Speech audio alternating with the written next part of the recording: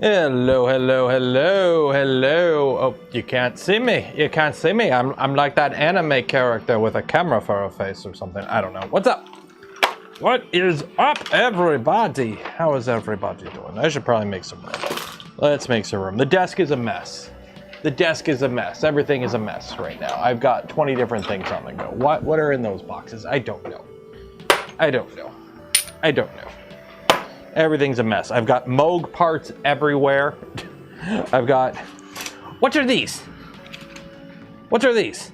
I don't know what they are, but I got a dozen of them. In the bin. More parts for the... Almost ripped the box. There we go. Actually, I should probably keep these separate.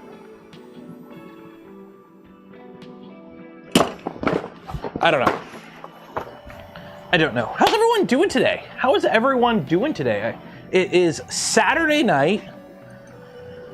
I feel all right. Get a repeat. You want to know when Trident R2? You know what? I'm going to break my rule. I'm going to Trident R2 is now. You want Trident R2? Trident R2 is now. Go print parts right now. There. You happy? Are you happy, kids? What is this? What is it? Oh, this is that is that. That is a light bulb stuck to that. I don't need any of that, so garbage. Okay, that's that. That's that. This is what happens when you have like 4 things going on at the exact same time, and you're like, and you haven't cleaned up from the last 3 things you've worked on. So it's like, let's unbox a bunch of printers, build a concrete deku tree, print a bunch of parts for a project that will probably take the better part of a couple months to build, and then also make room so we can start printing printer parts. Yeah. What are we up to this evening? That is a fine question. That is a very fine question. The answer is stuff. We're up to stuff tonight. Look at all these cool parts. These parts came out. I found a spool of. I'm assuming you're not supposed to use PA6, but I use PA6 because I have a bunch of it and I got to use it up. These are all the gears and everything for the MOG kit. Okay. All the gears and whatnot for the MOG kit. So I've printed a full kilogram. I'm actually like, for those that. It's empty. It's empty. There's no filament left. I've used up an entire kilogram spool of Polymid PA6 glass-filled filament on just gears for the MOG kit. And I've got this 3 kilogram spool of ASA going, and I've gone through another kilogram spool of Black Pet G. And I don't even, like, we're still on, like, bed 20 of 101 beds of parts to print. There are so many dang parts for this MOG kit. It is insane. It's insane how many parts go into this build. It is insane. Steve's here. Hi, Steve. So, what are we doing today? What are we doing today? Well, one, I'm going to try and make some room here so I actually have some room, because we're going to try and do 3 things today. Today we are going to be doing a couple things. Namely, the goal today is we're going to get this guy printing. We need a print on the U1 to print to show off the U1 printing multicolor stuff. I have my one-to-one comparison print. Here. So I have 2 chameleons here. Chameleons. One, they are both printed with the exact same filament, with the exact same default, whatever profile for the printer, 0.2 standard profile that the company provides. One's printed on a FlashForge Creator 5. I gotta move this camera. This camera's annoying. 1 second. Let's move the printer right to the edge, so I have room to work on it. And let's move this camera over here so that I can actually see what I'm doing. And then that should be pretty good there. Okay. So So, we have two chameleons here, okay? One was printed on the U1, and the other one is the Creator 5. Okay, both with the exact same filament. They both took about the exact, roughly the right same amount of time to print.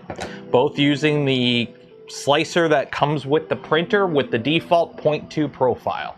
The only difference is, with the U1, I turned down the purge amount because it's not really needed, and the default purge values are crazy high. Same as the Creator 5. So, for those wondering, print quality differences between the two, I'll let you fight about it in the comments below. When I go to do the video comparing the two, I'll post actual close-up pictures. There is some slight differences between the two. I think the U1 has a better part cooling. I think the U1 has better part cooling, but it's hard to say. In terms of like vertical wall quality, like how good the prints look, they both look fine. So this is going to be a hard comparison to compare the two. They are... This is why it is so weird to watch a review video on a modern printer where they spend half the video talking about print quality when, let's be honest, in today's day and age, it's a checkbox question. Is the printer printing good? Yes, no. If the printer doesn't print good, you shouldn't even bother with the printer in 2026. Like, it's simple as that. If the printer doesn't like print good in 2026, regardless of any other reason, the printer is garbage, because every printer can print good nowadays. There is no excuse to have a printer not print good. If you ship a product that doesn't print good, don't ship the product. It's 2026. This ain't Ender slop land anymore. We're well beyond that. And then we do have the little dragon guys that printed with it. So, to start things off, I still have the same filaments loaded. I can swap out a color if we need to. I need you all to send me something to print. I need you all to send me something to print. On the Discord, there is a channel for the live stream. Caution, disable. Yes, disable the door. I updated the firmware on a bunch of my printers just now. So the Core 1s are running the latest, newest version of the firmwares. So I need you to post something on the live stream channel on the Discord, what you want me to print, and we'll have it printing on the U1 throughout the stream. I do have the slicer installed for the U1. I sliced the chameleon in it, and it worked pretty good. So I need something to print. You will provide me something to print, and I will print the thing you provide me. The next thing on the list. What is the next thing on the list? Well, I have two Core 1s that are going to be taking a break from printing Moog parts, and instead they are going to be printing Trident R2 parts. So we're going to get the, I should probably actually just go ahead and download it, the Voron Trident repo. Because Trident R2 is now out. Trident R2. How soon is soon? Voron soon. And by Voron soon, today. So, Voron Trident R2 is now out and about. So, I can start printing. So, we've got Buddy 3D Yellow ASA. And then I got two spools of polymaker. It's just, or not polymaker, it's just LDO blue. We're just using LDO blue. Because I don't really have many options for blue. I have a slightly, no, that's, yeah. That's just what I have. I think I had another blue that might have worked, but I didn't have enough of it. So we're using LDO blue and yellow from Buddy 3D. And these will be the colors for our Trident R2.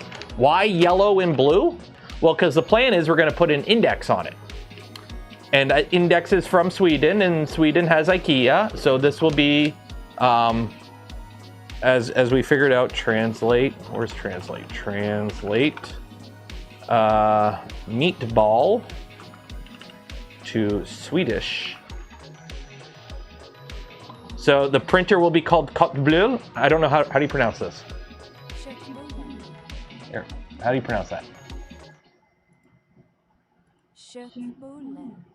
Köttbullar. I can't hear it. Köttbulle. Köttbullar. Köttbulle. Köttbullar. Köttbulle. Köttbullar. That's what we're calling the printer, by the way. The printer is going to be called Meatball because it's going to be in the IKEA colors.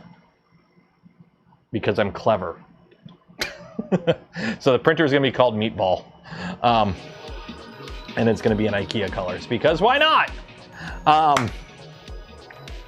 Should I have the Trident R1 kit. Should I build a V1 or go right to R2? Well, it'd be R2. Go right to R2. R2 is an improvement in pretty much every way over the R1. Parts go together better belt tensioning. You are gonna need a couple extra parts. You need like a couple extra M5 bolts, a couple extra bearings, and if you want, you can go to long shaft stepper motors for the B and A motors. Like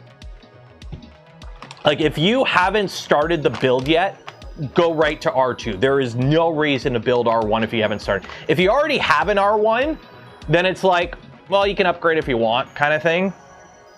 But if you haven't even built the R1 yet, go right to R2. Just go right to R2. So the plan today is I'm gonna load one printer with yellow, and that will be our accent color, and then the other printer I'm gonna load with the bleu and that. So we're gonna have multiple printers printingly today. And then once we get the printers all printing, I have a bunch of parts with support material I have to get out of it. I should be smart and be using the 2 printers that I have recently received that do multi-material to print PETG parts with PLA supports, but I'm not going to. I'm printing everything for this on the core ones because I want all the parts to be consistent, and it's easier to do that when you print every part on the same printer kind of thing. Yeah. Oh, M5 heat sets too. Last I spoke with Jason, and hopefully I'm not saying something I'm not supposed to say. Last time I spoke to Jason, LDO, they were working on potentially having upgrade kits. So it's components they already have in their inventory. They just have to throw it in a box and call it an R2 upgrade kit. So yeah, that is something that may be available, but I don't have a timetable on that. I'm hoping it's a sooner rather than later thing because I'm going to need those parts kind of soon.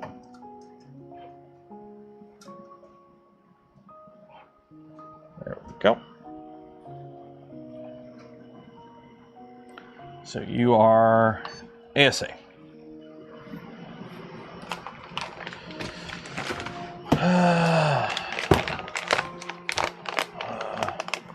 With an R1 with mods and the R2 didn't really offer me.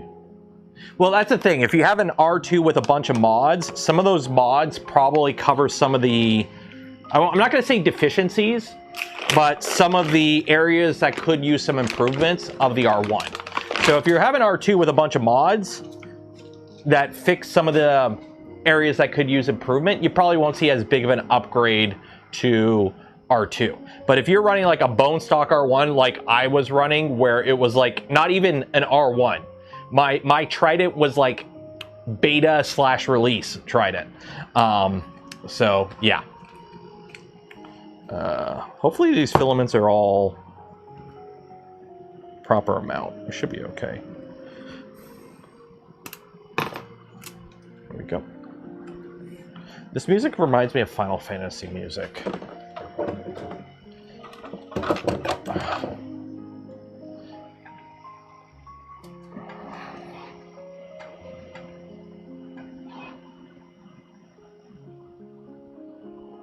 There we go. Suck that filament in. There we go. I can't use the Core 1L because the Core 1L is hooked up to a 3 kilogram spool of CF08 ASA from a dry box, and it's just going to keep printing MOG parts because there's so many MOG parts to print, and I'm just going to let it keep doing its thing. A morgue waiting room. Well, that's not fun. I don't want to be in a morgue waiting room. There we go. Trident 300 will get the upgradation. Yeah, you might as well do the upgrade. Like it's the joy of a Voron. The joy of a Voron is, you know, if you're running a stock Voron or even one with a couple mods, when you go to do upgrades, you just reprint the parts. This is something I've mentioned before, and I've brought it up when people have asked. I have another Trident. I have the Seaboard Trident right here. I can't do an R2 upgrade on that, because it is not a Voron Trident, it's a Seaboard Trident. It's got all CNC parts. So if you went all in with CNC parts, you're kind of locked. Like, you can throw away your CNC parts, but why would you? What is the MOG? The MOG is the LDO MOG kit. LDO is coming out with a kit for the MOG. This guy. It is a fully 3D printed truck. We are building this on stream. Remember how we tried doing Nerf blasters? Because here's the thing. I'm the guy who builds printers on live streams, okay? The problem is, people don't build printers like they used to. So it's kind of like, okay, we need to find something else to do on streams. And remember how we tried Nerf blasters? And we had a lot of fun doing that. And then one day the YouTube algorithm decided those were guns, and I almost lost my YouTube account. So we're going to try RC cars instead. Or at least we're going to try this for now. So Jason from LDO is hooking me up with a MOG kit. This thing is big, by the way. We're building the 6x6 variant. It is 1 meter long. You could put 60 pounds of something on the back and it'll drive around just fine. The MOG is a repetitive strain injury with... Are you ready? Are you ready? So we have this. So for all the screws on the MOG, what we do is we do this, and I go like this, and it goes.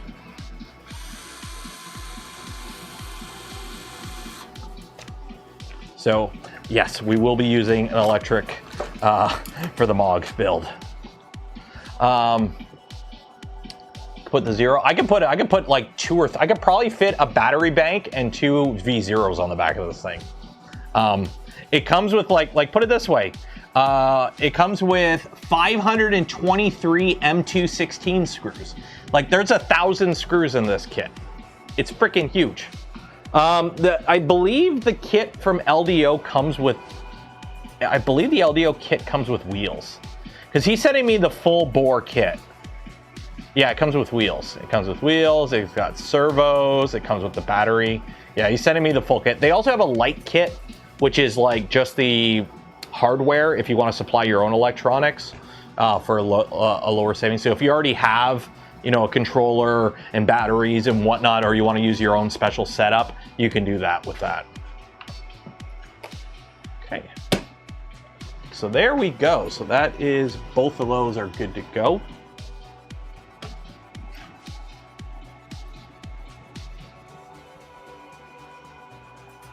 I need to get more socks. I kind of wish that, you know, I wish printers that have socks came with more socks. Like, I'm going to be that guy and say it is a bit annoying when you get a new printer and it comes with like an extra nozzle and like a bunch of other stuff, but it doesn't have any extra socks. Socks get damaged. I want more socks. Just got a dumb idea with a MOG kit. If you've been hanging out in my Discord, yeah, I totally want to turn my MOG kit into a doof wagon. You know, it's not the same vehicle. I do kind of want to make a doof wagon out of my MOG kit eventually, or I want to do something with it. I do want to Mad Max it out somehow, but we'll figure that out. We're gonna build it. And then after it's built, we'll have some fun with it after. Okay. So, first things first, I guess. We need to print something on this guy because right now this is boring. Oh. There we go. Filament waste. Prime tower. Don't really need the prime tower, but I'm going to keep it anyways.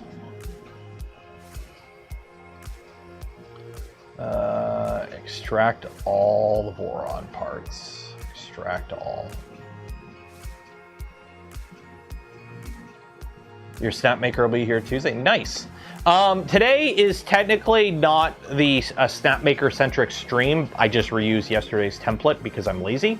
But since the stream will be focusing on the Snapmaker, I do want to give a shout out on Snapmaker for providing the U1 for testing and evaluation. They provided me this printer free of charge on the condition I do content with it. So they're not financially sponsoring this stream or channel in any way, but they are materially sponsoring it. And I do have an affiliate link with Snapmaker. So if you are interested in purchasing the Snapmaker U1 or anything else from Snapmaker, the link below is an affiliate link. It'll lead you to their page. Also right now, just so you do know, Snapmaker is having a sale on right now. So the U1 is currently $150 off right now. So if that is your thing, if you do want to grab yourself a pretty good tool changer, I've only done a couple prints on it so far, but initial impressions are good and everyone else seems to like it. So I have no problem doing the affiliate program with them. If you do want to grab one of these and help support the channel, check it out through the affiliate link. Grab one and it'll help the channel. And you'll save some money. You'll save some money, which is always good because the economy is in shambles. Okay. What are we printing? What did you guys tell me to print? What did you tell me to print? A Mario. Watchful owl. Ooh, ooh, ooh, ooh, ooh. Ooh. So what do I need? I need black, brown. Do I have brown? I have sand. I have some sand, but not a lot. I don't know if I could do that. I don't know. What colors do you need for this? Is it just black, brown, and white? It's just black, brown, and white, isn't it? I could totally do that. Please log into download models. Download. Well, that ain't happening. Nope. The zombie hand, a little card. Oh, look at that little raccoon. Majora's Mask. I gotta do this one day. Joel just did one. One day I will do the Majora's Mask.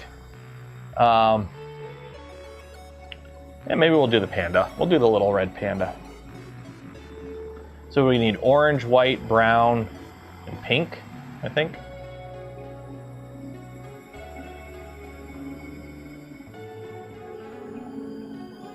So we need an orange. I got white. I need a brown. Do I have brown? Do I have brown filament? Why are you guys sending me stuff with brown? I don't have brown filament, I don't think. I don't think I do.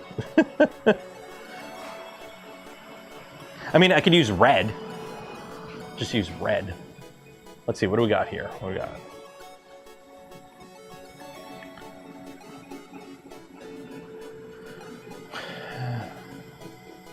You put the owl files? I mean, if you want to put the owl file on the Discord, the owl does look good. I'll find some brown. I'll find some brown. Give me a second. I'll find some brown. Chevron, if you want to throw that owl file on the Discord, I will print the owl. I will print the owl.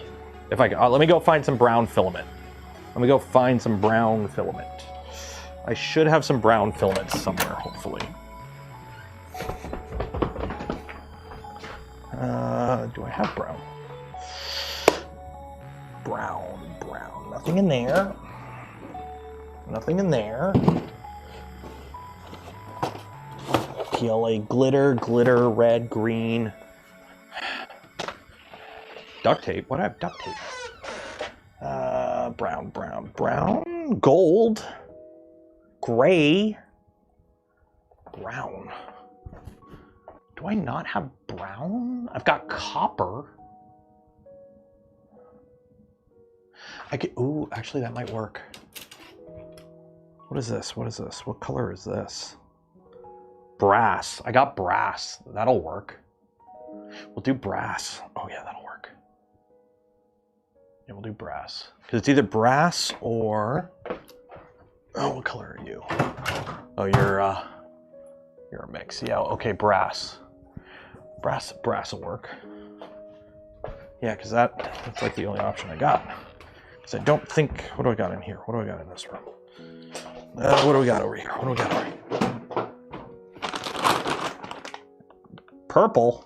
That's not brown, that's purple. Teal? No. Okay. Brass it is. Brass it is.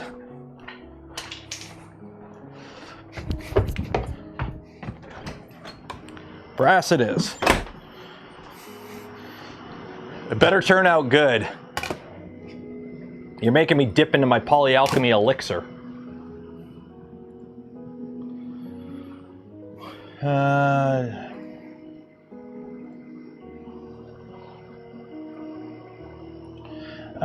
I can, okay, never have brown either. Yeah, like I have brown, but it's like, I think it's either Pet G or something else. Like it's...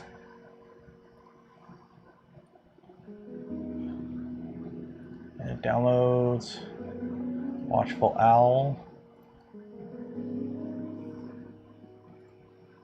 Is it not painted? It's just an STL. Where's the... It's just an STL.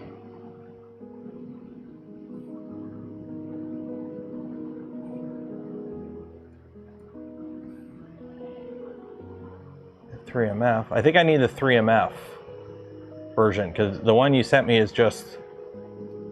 It's just an STL. I think I need the 3MF file. Yeah, it's just that. So where are the colors? Objects? Objects? Yeah, it's only one object. Outside? Yeah, it's only one object.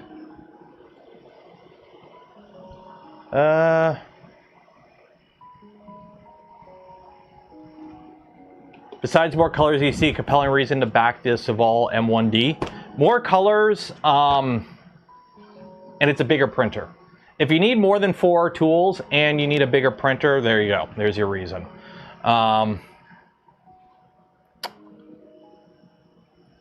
What else do we have here? What else do we have? Oh, also, I know most of you guys are regulars, but just a reminder, if you need, or if you want to win a spool of Polymaker filament, every stream we do give away a spool of Polymaker filament. So if you want to win that spool of Polymaker filament, you need to enter below for your chance to win. Simple as that. So if you want a spool of Polymaker filament, you got to enter for your chance, link below. What are you? You're ASA. I need black. Oh, actually, I think, what are the colors they sent me? I got black. Polymaker black. That'll work.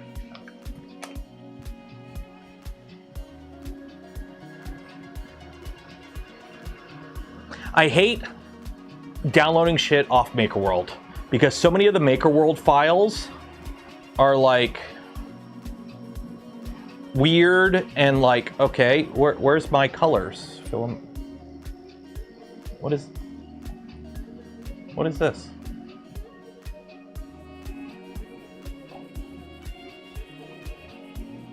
Where are my colors at?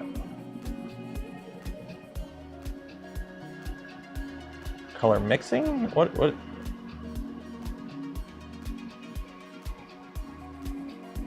Where are my colors?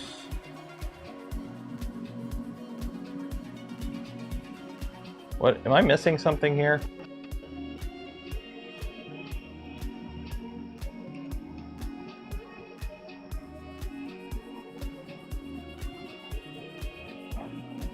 Oh, this is a full spectrum model. Oh, well, I didn't know that.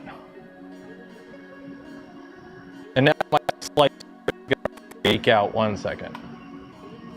I have full spectrum yet. I haven't played around with full spectrum yet. So, filament management, filaments, color mixing. How do I... Oh my god. Yeah, let's do a not crazy model. Yeah, let's not do a crazy thing yet.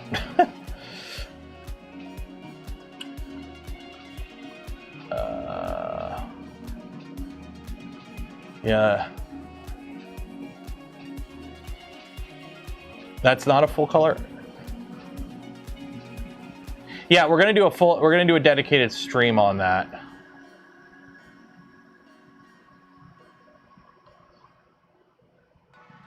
So this is a 3MF. I'm just wondering why it's not loading up with the colors. Like, it's just weird. Just slice it, send it, and map the colors. I mean, we could do that.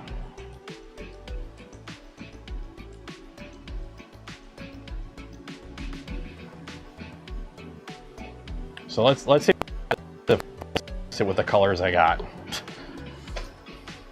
It doesn't seem on the left. Okay. Yeah.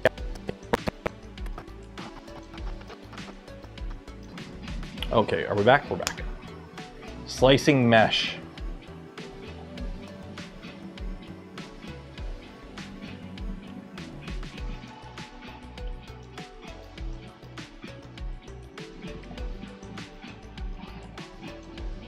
Yeah, Maker World, I hate when you download stuff off a site and it's pre-sliced all your settings. I hate that. I hate that.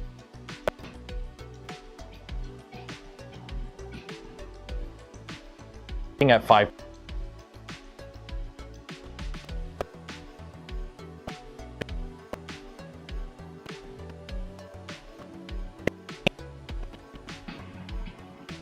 Refuse to use Maker World. I feel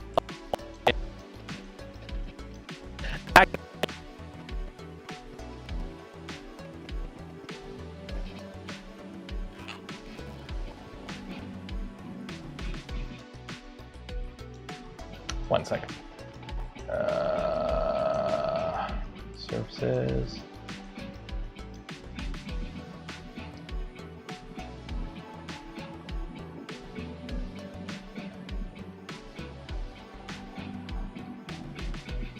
There we go.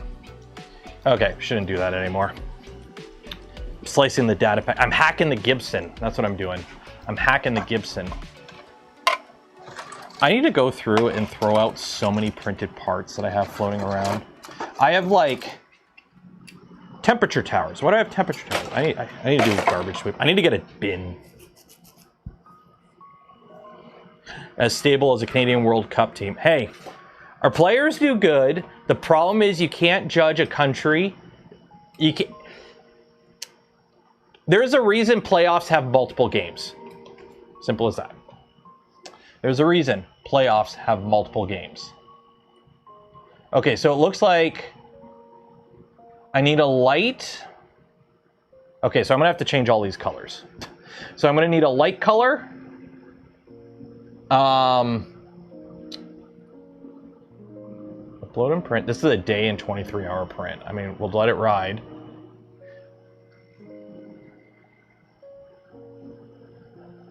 Okay. So I need a sand color, a dark color, which I got, a white, which I got. So you are one, because you're that. So I gotta unload 2, 3, okay, and then a black, which is gonna need a lot of black. That's 450 grams, and this is 500 grams of black. So let's go ahead and do this. So let's unload. Okay, completed. Filament 2. Unloading mode. Unload 2, 3, and 4. Unload. Okay, so I'm gonna need a lighter color than this. Let me go see if I have tan. I have sand, but that's a filled filament. So let me see what I have for like a yellow, a sandy color. I'll be back. Like a beige. What do we have? Do I have like no, nah. No, I got, what are you? ABS, shit. That's the problem, I got so much ABS. What are you? You're wood, Phil. You're wood. What do we got over here? What do we got over here? Nope, nope, nope, nope, nope, nope. Nope. How do I not have like a sand? I could have sworn. Oh wait, I could have sworn. Maybe in the other room. Maybe in the other room. The joy of having printers in multiple rooms. Is any of these printers loaded with something I could steal? Oh, aha, nope. Nope, that's ABS. Shit, that ain't gonna work.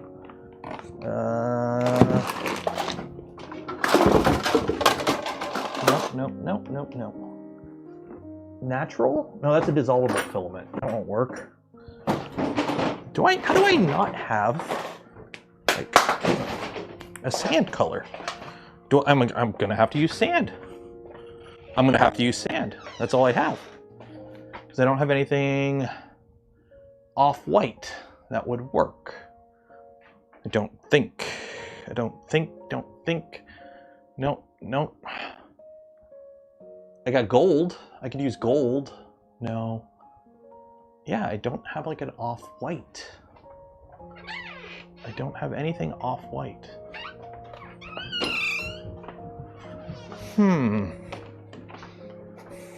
Yeah. I mean, I'll just use sand. I mean, I only need 50 grams of it. Yeah, I don't have a sand color, unfortunately. I mean, I could... How much of the dark do I need? No, I need too much of that, and there's not enough of this. That is a whole spool of orange Pet G back there. I gotta find. Okay. Yeah, you're a regular color. You're yellow. I mean, I could use yellow, but... Need to be beige? I mean, it doesn't need to be beige. But... What's it doing? Okay, it's unloading all of them. Sweet. Is it doing it automatically? Hopefully it's unloading them all automatically. Let's see here. You need to repaint. Yeah, I'm just looking for something close. Like, here is, I'm assuming 250 grams. I don't know how much an empty spool of polyalchemy weighs. But this spool, as long as this spool doesn't weigh 300 grams, which I don't think it is, that'll be good. So I do have this. I guess I'll just use this. Like, Buddy 3D PLA sandstone. I'll just use sandstone. 432. Yeah, that should be enough. Okay. Yeah, I'll just use sandstone, and we'll just go with that. Turn on supports. Does it need supports? It does. Shoot! Oh man, this thing needs supports. Supports, tree, auto, organic. Oh, this is gonna take a minute to slice. Oh, the computer is not happy right now.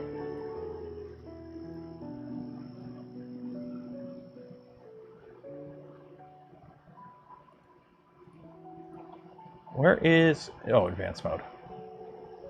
Oh, this computer is struggle busing.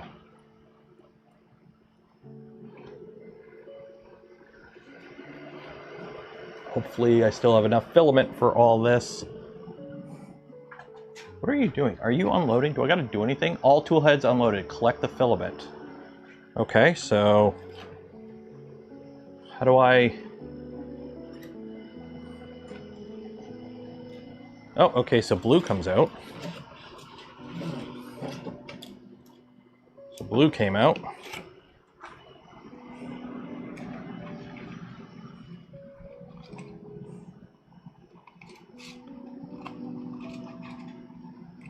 Just buy a new computer, they're so cheap right now. I know, eh?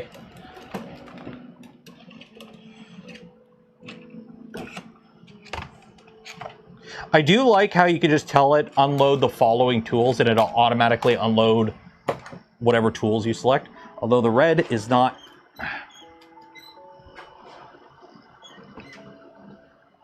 Red ain't coming. The red ain't coming. Yeah, the red ain't coming. Okay. Unload red again. Red's not unloading. I hit slice, it still hasn't even moved.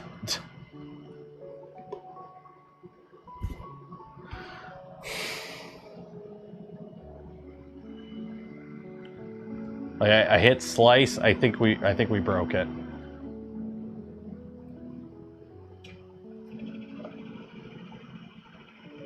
Oh, this is jammed.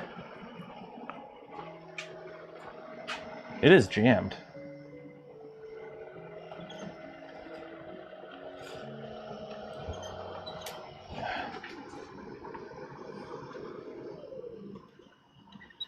How do you It is jammed. That tool head is jammed. How do you fire Snorka back up?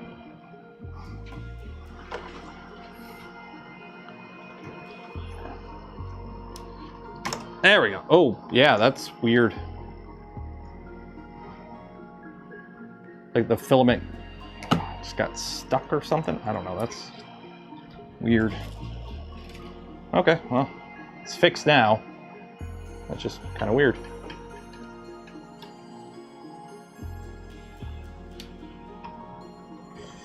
Okay, well.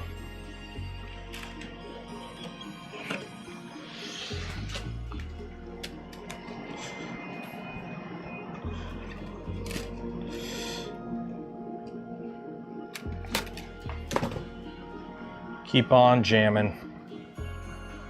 Jamming till the end of time.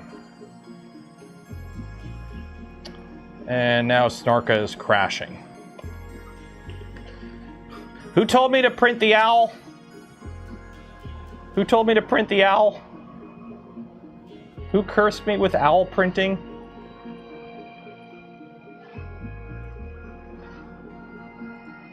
Let's try this again. I closed a bunch of stuff.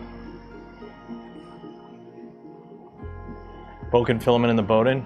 Yeah, it was just like, you could tell it was like a little bit stuck in the... Okay, so prepare.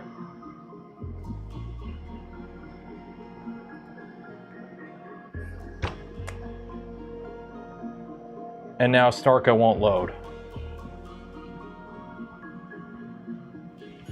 Oh, here we go. Okay, we're back. Watchful owl.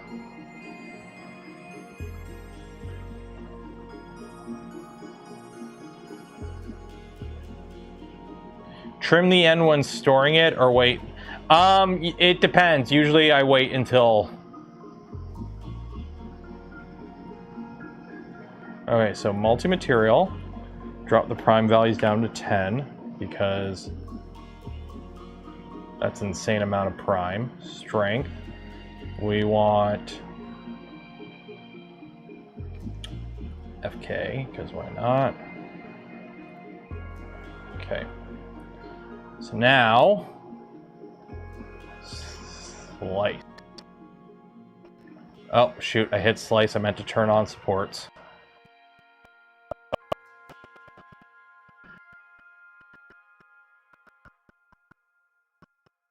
Okay, support, enable, tree auto, organic.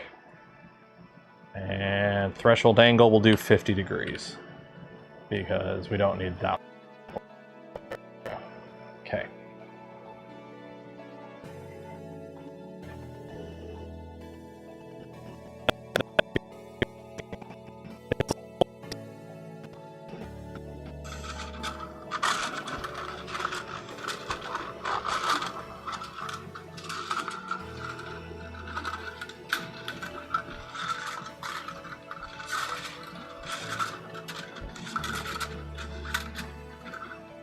Need a maker coin?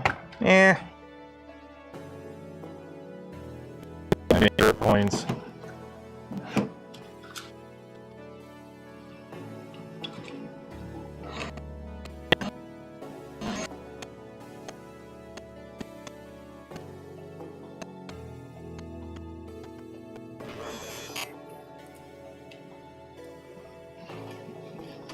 Oh, it's gonna be slice.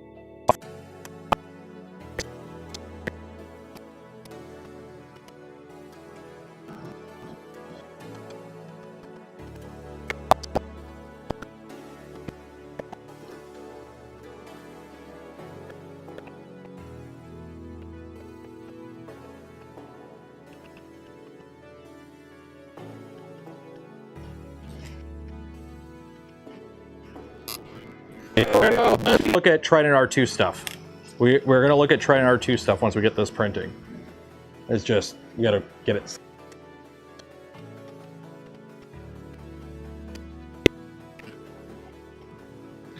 The airing is because I use a PCI Express capture card. So I use an Elgato. They actually discontinued it. Maybe that's why I'm having these issues. They discontinued the thing. But I use an Express. So what I believe is going like, oh, here we go. First problem.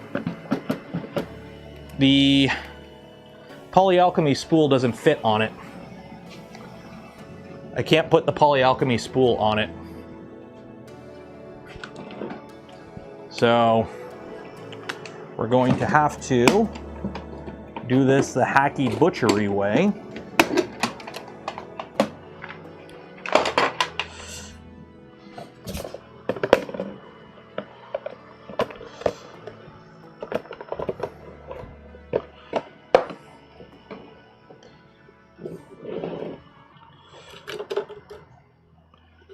And kind of make it work.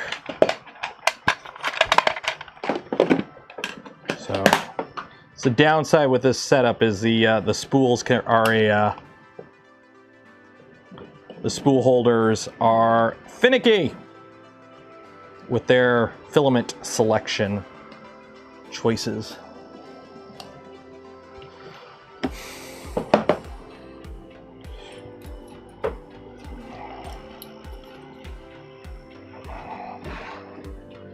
There we go. Okay, so 4, 3, we'll go 4.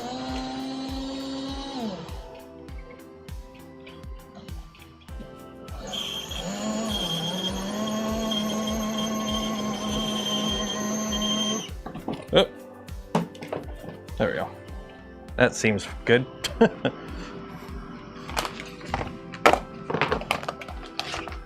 Oh, that uses a lot more filament. Oh, that uses a lot more filament. I don't have enough black. Shoot. I gotta find a full spool of black PLA now.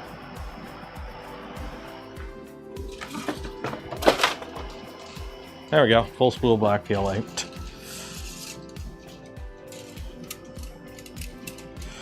It's probably a little on the wet side, but whatever.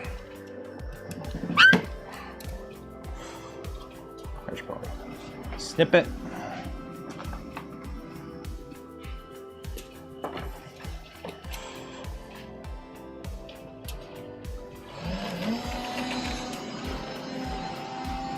Okay.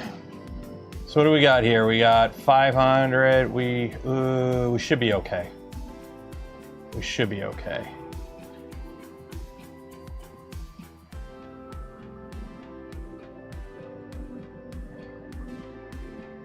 You know what I'm gonna do? I'm gonna reslice it. We're gonna reslice it because I want all the support to be black because I have a lot of black filament.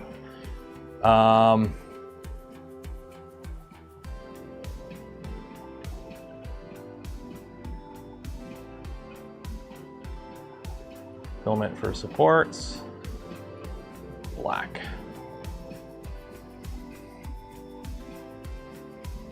There we go.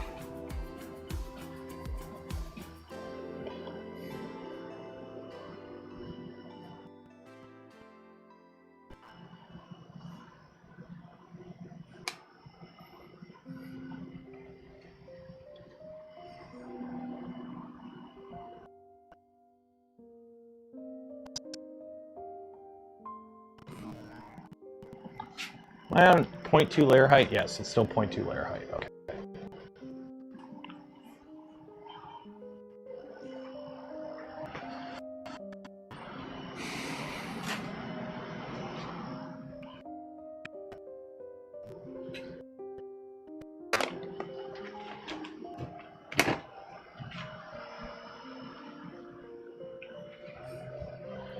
They've worked with everything. Yeah, the polyalchemy elixir is just a little too small to fit on it. So it's just, the polyalchemy elixir is just going to sit in that little box there.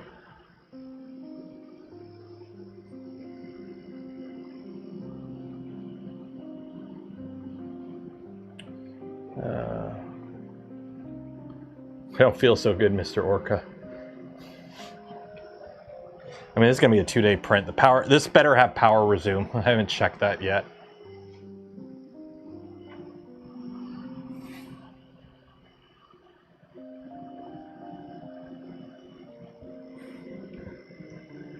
Come on, do your thing. Still slicing. For mod for spool holders that work. Oh, here we go. Yeah, see, I have a lot of black filament. I'd rather waste black filament on that. Okay, so what does this look like on the inside? Yeah, it's all. Yeah. Okay, so print. Upload and print. 2 days, 6 hour. Oof. See how it goes. Okay, so this is going to be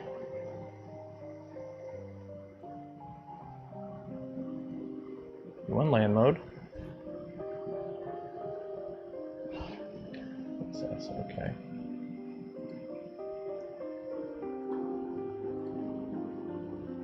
Uh-oh. Uh-oh. Oh, shoot. I might have to tell it. Okay, here we go. Okay. So, that is number 2. Oh, I have to tell it what I have for filament. Okay, device, filaments.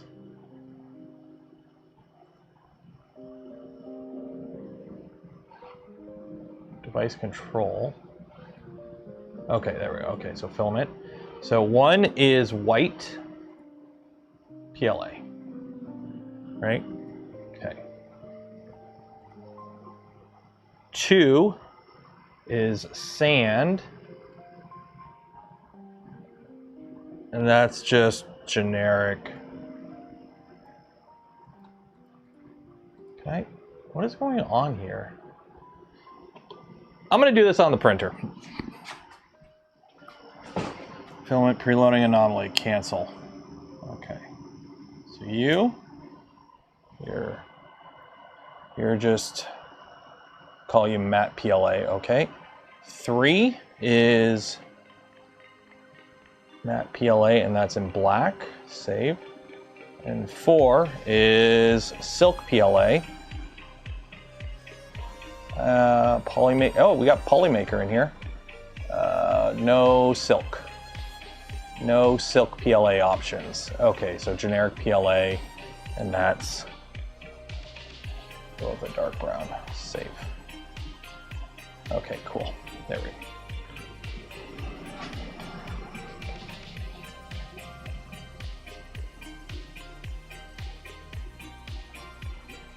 Come on.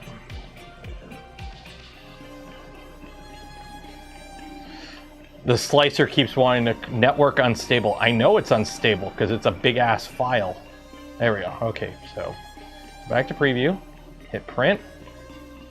Upload and print. Okay, good. Okay, so this one is 2. Wait, is that right? Did it automatically go to whatever the closest color was? Yeah, because black is 3, the dark brown is 4. Wow, did it automatically do that? Did it automatically go, these are the closest colors, and it auto... Oh.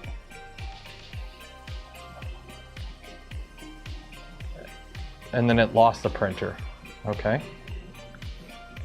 My network's being unstable right now, apparently. Uh-oh. Did one of you send me a virus?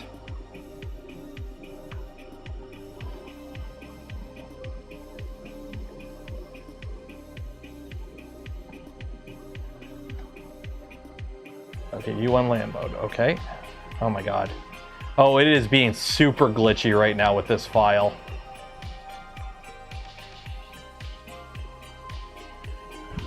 Oh.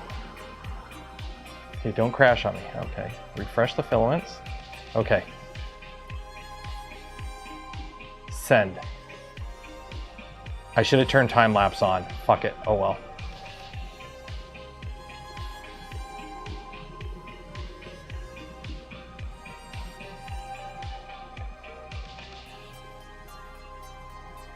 And auto leveling is not on either, so hopefully we're okay. Asking. This has a Ryzen 3700X in it. This thing has 16 cores, 8 physical. It shouldn't be struggle busing like this. Then again, it has been out of my garage on for like 3 years straight, so.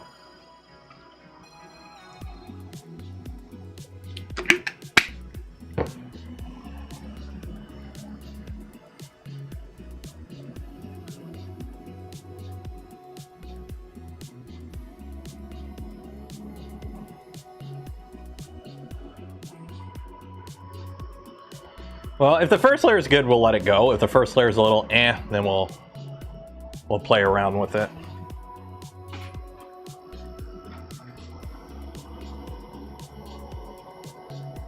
Let's make something wonderful. Okay. What I am going to do, because I didn't do it, I don't think I did it.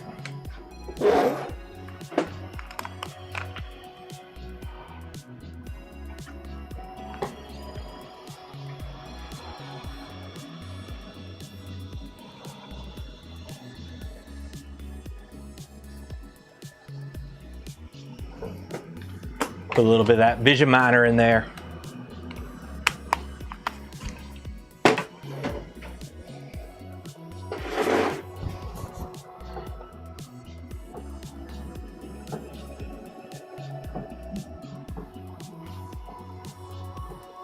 Computer C. Oh yeah, we know it's a CPU affinity thing. I can set it to CPU affinity and it won't do it. Problem is I have to remember to do that every time I relaunch the program. And somebody's like, oh, you could do a script. The problem is if I ever update the program, then I have to go redo the script again. It's annoying. So we just kind of live with it and make fun of it when it happens. So.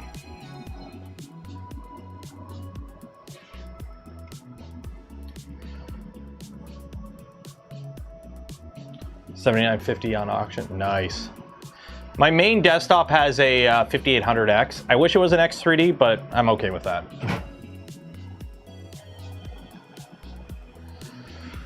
Okay, while that does that, let's take a look at something you guys want to take a look at.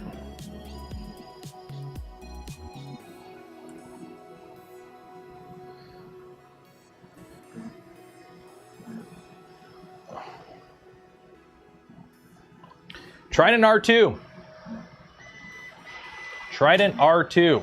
It's going to look very similar. If you've been building Tridents with mods for a bit, it's going to look kind of similar. The manual should look pretty similar as well. The callouts and pretty much everything's kind of the same. It's a Voron manual. There is some differences, but for the most part, if you've built a Voron before, it should feel pretty similar. If you've built a Voron before, this should feel pretty similar.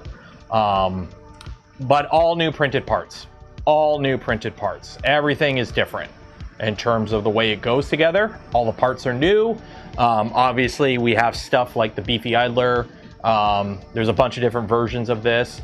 Prime tower size might fall over.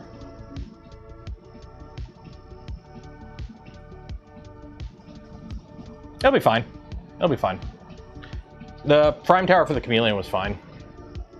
If we lose a prime tower, we lose a prime tower, but we should be fine, hopefully.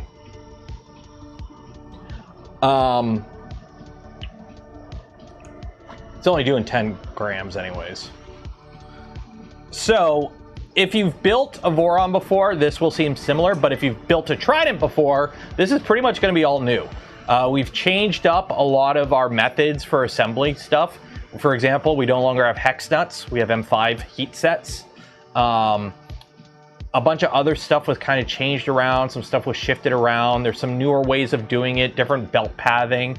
It's kind of like... It's kind of like if you were around when we went from 2.2 to 2.4, it's kind of that thing where it's going to be like, okay, the printer functionally does the exact same thing. The printer is functionally the same, but the way everything goes together and all the parts are new. Okay, so that's kind of the easiest like TLDR I can give of Trident R2 is it's the same printer, you know, just different and betterer. So that's probably like the easiest kind of gist of it I can give you. If you haven't built, if you're building a Trident right now, or if you have the parts and you were going to build one, don't build an R1, build an R2. Just go right to R2. The parts that you need to upgrade, they are not hard to get. It's a couple extra bearings, some M540 flatheads, I believe, or button heads instead of socket heads, and an M5 heat sets. They are all things, you know, you could just go on Amazon and buy M5 heat sets. Like, and a couple extra, you probably have a bunch of extra F695 bearings floating around if you built a bunch of Orons. So the only thing you may have to buy is some M540s, which, oh look, here we go. So it's not a massive, you know, depending on where you can source stuff, you might be able to steal some stuff out of a crib at work if you work in a tool shop like I used to do. Otherwise, you're probably looking at like 20 bucks. And the stuff. LDO, I do believe, is working on upgrade kits, so you can buy, like, if you already have an R1 and you want to upgrade to an R2. LDO, I think, is planning to sell R2 upgrade kits. I don't know if they'll come with the long shaft motors. That's probably the biggest hardware difference, other than the initial component, the couple extra components you need for Trident R2, is the you can use long shaft stepper motors now for double shear support. So if you want to have double shear support, you can go that way and have extra support on the top for your long shaft stepper motors. That is something you can do now. Simple as that. Should the R2 have switched to 1.5 belts? I'm going to answer this in a way it's going to come off antagonistic, but I don't mean it to come off antagonistic.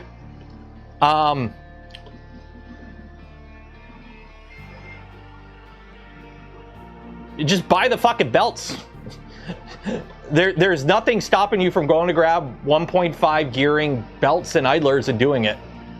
Just because 2 is the standard, because it's the most common, there's absolutely nothing in the world stopping you. If you want to do 1.5, just go buy 1.5 belts and gears. That's it. That's all you got to do.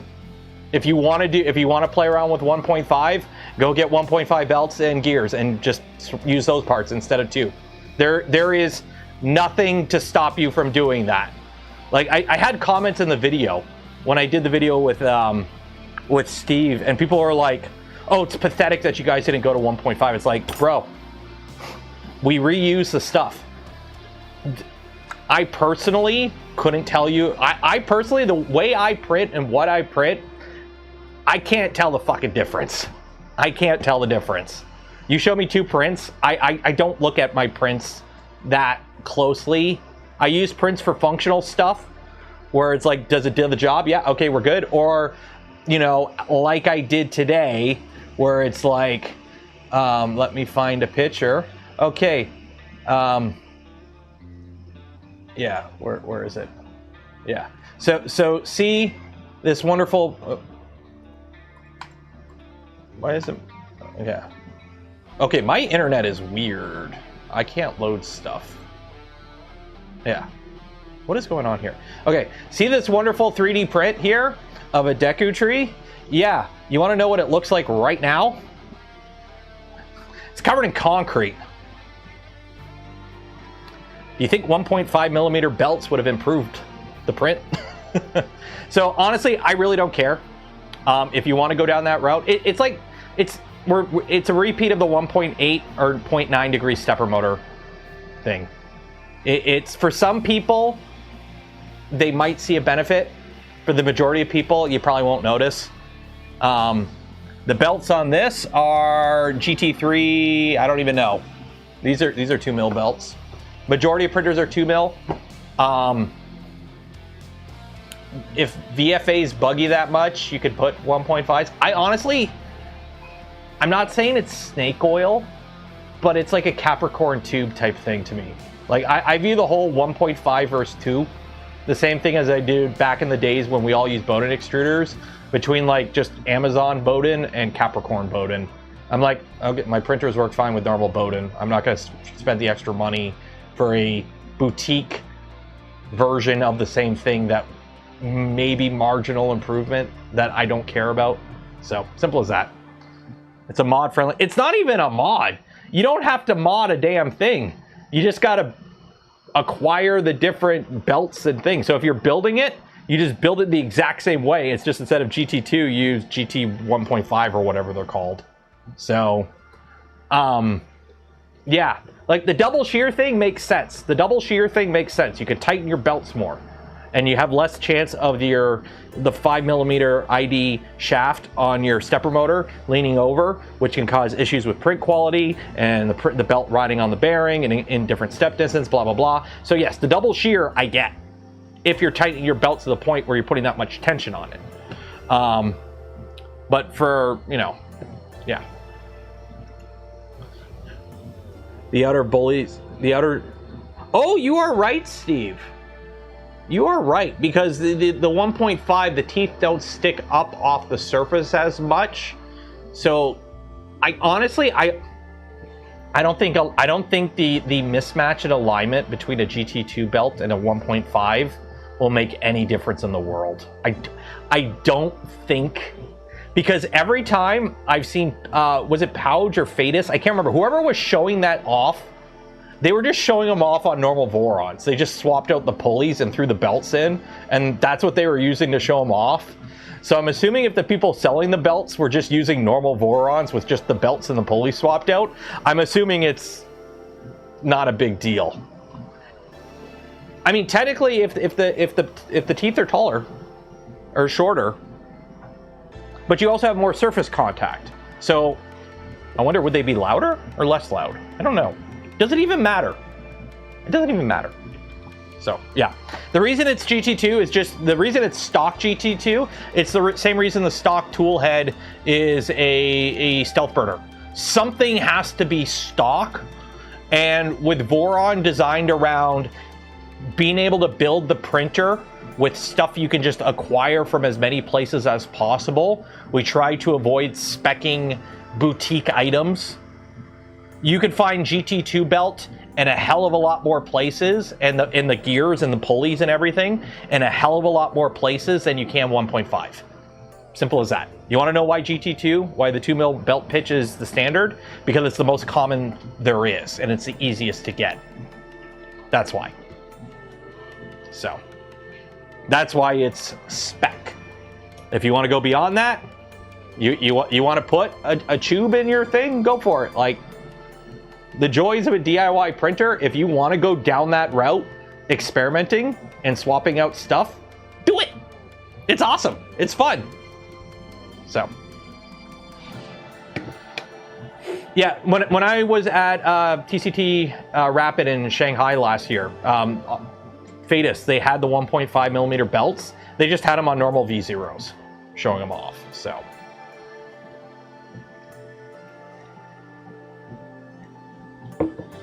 The bomb filtered inlet is boutique as fuck. It is, but that's called a cover your ass item. It is a cover your ass item. That's why. We spec the over-spec'd super duper safe. So if you go by and use the AliExpress one and your house burned down, we go, we say use the good one. You know, we're all using the shitty cheap AliExpress ones. It's a cover your ass clause. First layer is good, so I'm not too concerned here. Yeah, first layer is fine. So, okay. Speaking of, that's how the Deku tree is coming out. If you're wondering how the Deku tree is coming out, I spent my morning out in my backyard playing around with concrete, or mortar in this case, and slathering up the Deku tree with mortar.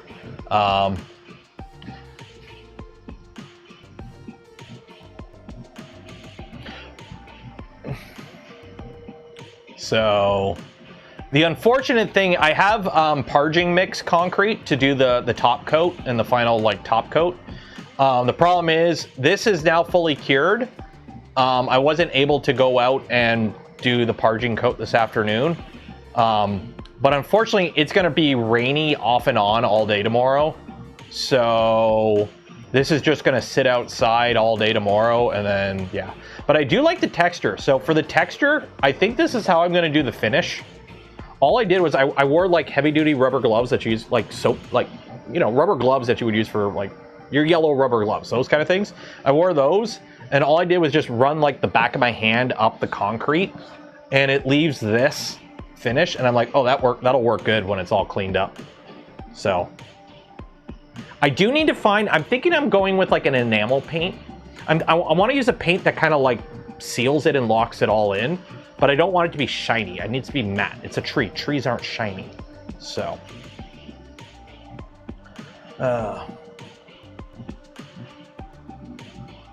would a soup printer be stock? They don't produce it. What? What's going on? How does the team make the PDF manual seem like a thing that makes releases take long? I don't know. We have a whole process for making the manuals. If you watch, they did a live stream show on the Voron Discord today where they announced the whole thing. I wasn't at home, so I missed it all. But they went through and they explained like a bunch of stuff. It should be, I think Steve's going to upload it on his channel, or Doc might. I can't remember who. Somebody recorded it. But TLDR, it's like we have a template we use, and yeah. It's not a Trump dance. It's called the Bachelor Shuffle. And it's don't compare me to that fucking orange pedo fuck. Anyways, the template that we use it's pretty similar. So it's like there's a whole workflow for making these manuals that we stick with. It's more people. Yeah, that's the thing. Like, you have to understand, everyone's super excited to go through the whole development phase of catting everything up, designing it, testing it. You put all your energy into making this cool thing, and then it's like, okay, paperwork time. And everyone's just like, ugh. But when it comes to Voron, we don't release stuff until it's like, here you go, build it. It's fully tested. We've got hundreds, thousands of hours on test machines. Everything's been vetted. Everything's good to go. We're not Creality, where the first version we push out the door is an open beta. We also don't sell anything, so at least you're not that. Is it recording? It was recorded, but the stream should be posted on YouTube within a day. Yeah, I think they do want to do a little editing just to clear out some stuff. But yeah. Oh, that first layer is... What does the first layer on this look like?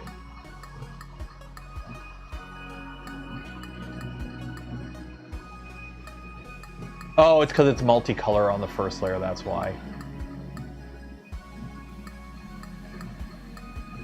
Yeah, that's... Oh, no wonder why this print's gonna take frickin' forever. Oh well. Yeah, no wonder why this print's gonna take forever. It's all...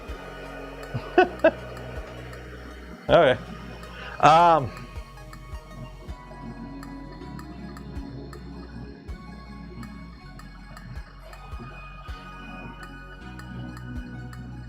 But yeah, Voron, for those that don't know, Voron isn't a company. It's just a bunch of people designing printers for fun and releasing stuff.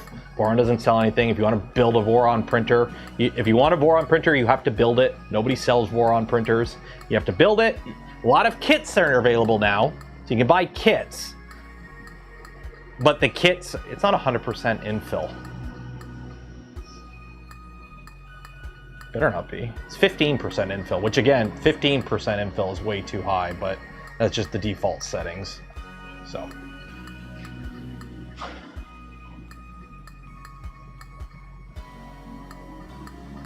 Okay, that's enough faffing around with that. Let's print some Voron parts. Who wants to print Voron parts? I want to print Voron parts. Put a 1 in chat if you want to print Voron parts. Let's print Voron parts. So we got 2 Prusa Core 1s here. We got 2 Prusa Core 1s here. Core 1 is loaded up with yellow. Core 1 2 is blue. So we have to print 2.96 beta. All right, so we got structural ASA, 0.2 structural, core 1, 0.4 nozzle. Okay, print settings. So these are Voron parts. So 4 walls, 5 top, 5 bottom, infill, 40% infill.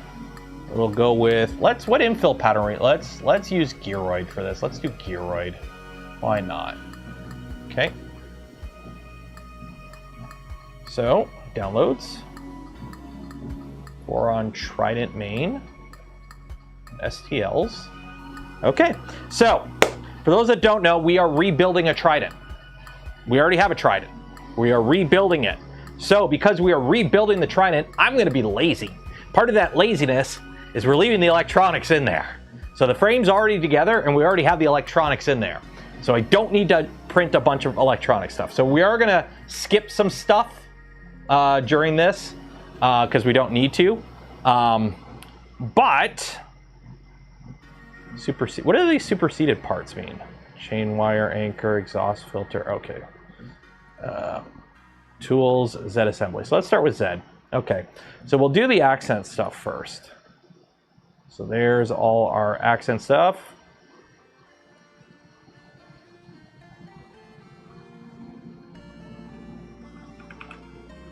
Okay.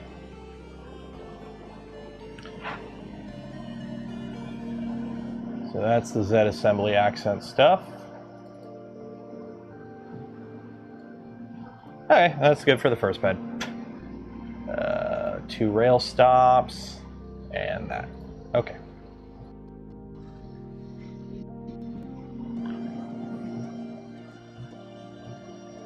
Then all my colors won't match. They will match. We're doing IKEA colors. We're doing yellow for accent and blue for the main. It is the IKEA Trident because it will have the index from Bondtech from Sweden. We're going to call the printer Meatball because it is Swedish, yeah. Send to connect. Core 1-1.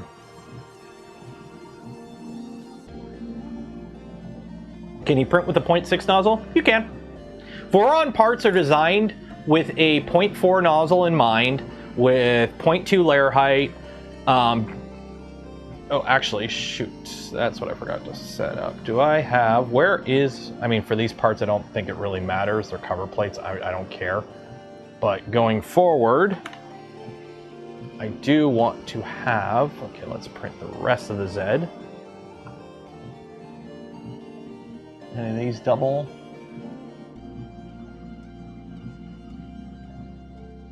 There we go. I know some of these are 2-hole and 3-hole, and I can't remember what I need. Which one? What comes with... Oh, shit. What drag chains do I have? Let me go check my drag chains. I'll be back. Because I don't want to print stuff I don't need. Yeah. What drag chains do I have? Are they 2 or 3? They are 3. There are 3 drag chains. Okay.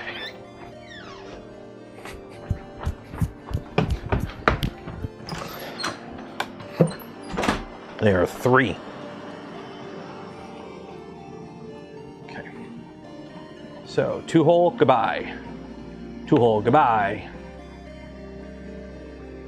Okay. So, print settings. Advanced. There we go. You want your extrusion width to be 0.4 with Voron parts. And I've had pretty good luck just using the default values. But for infill, I do over extrude my infill.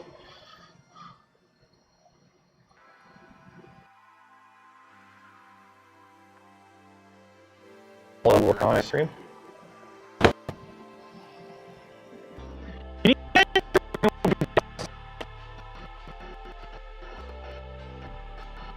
Like picking me up downstairs.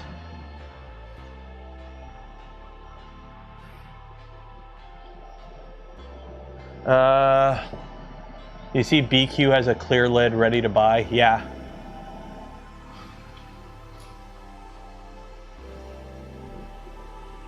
Steve, all the parts are orientated correctly, right? We don't have any last minute parts that are unorientated. Also, I love how we do it this method now. Did we use this previously? The crosshatch? Or did we do the cone before? I can't remember. Okay, so that is all the Z.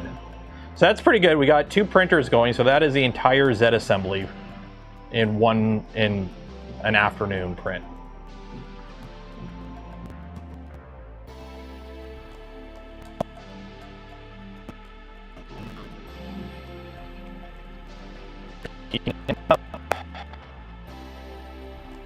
Close my... Ever since you started to? I'm trying to remember, at one point we didn't do that. We used a different method. I think we used the cone method at one point.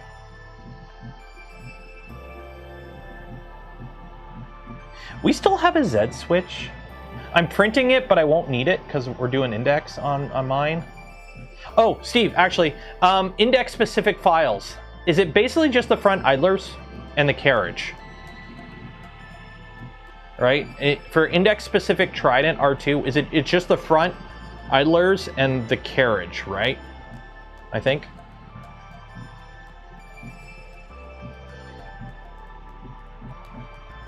And I will need those files, by the way. I would need those files. Please and thank you. Although I got to reach out to Bond Tech and figure out, like, hey, so when are we doing this? I have the same CPU. It's the HDMI capture driver. It is down under my. It's a PCI Express thing. It's whenever something overly taxes hits the CPU with like a hard thing, it overrides PCI Express lanes or something. It's a PCI Express lane issue, I think. So I need a taller Z bed mount. Some bed mounts. Okay. I'm going to be building straight to index. I'm going straight to index. Yeah, I'm going straight. I'm going to build it up in anticipation of index. June 25th is when the Founders Editions are shipping, I believe. So. Taller bed mounts. I don't think... Are the bed mounts in here? No, the carriages are. I'll figure it out. Semifinal, because what you need for the bed height change. Okay, what I think I'll do is I'll print everything stock. I'll print everything stock, and then I will print the index-specific parts separately and keep them separate and just swap them as we go through. Okay, cool. Now we got all the printers are printing. Printers are printing printingly. I've got my gamer seps. I can remove some files. Well, I've already sent it to the printer, so...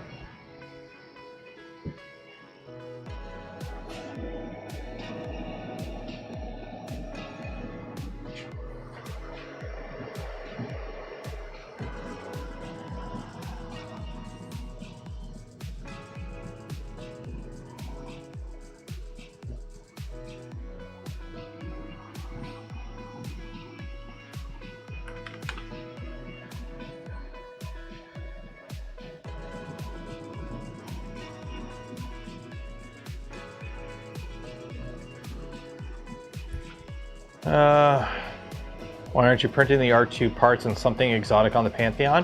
Because I want to print it in IKEA colors. That's why.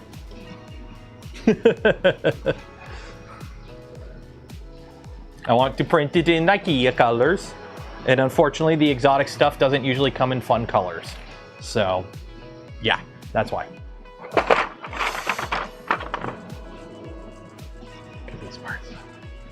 I love these CF08 ASA. Honestly, the Polymaker CF08 ASA is like my favorite filament right now. Just because it's like, it's so good. It's just so damn good. It's like the Power Glove. It's so bad. I had a bag. Did I use both bags? I did. I started putting stuff in bags to try and keep it separate instead of having one giant box with everything in it. And I forgot to label the bags.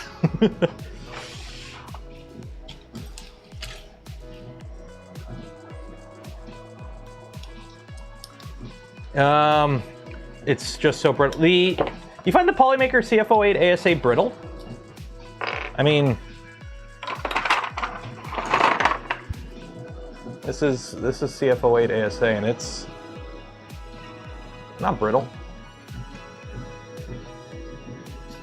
Like I printed all the parts for my stealth changer in them, and I've had no issues with brittleness that I found. You think putting a negative modifier? Oh, it definitely would, Gergvin. It definitely would. And if I were to do it again, and I wasn't streaming, I probably would do it that way. Oh, yeah, the filament form, it's brittle. Oh, fuck. Oh, yeah. I'll show you here. This is how I got it feeding into the Core 1L.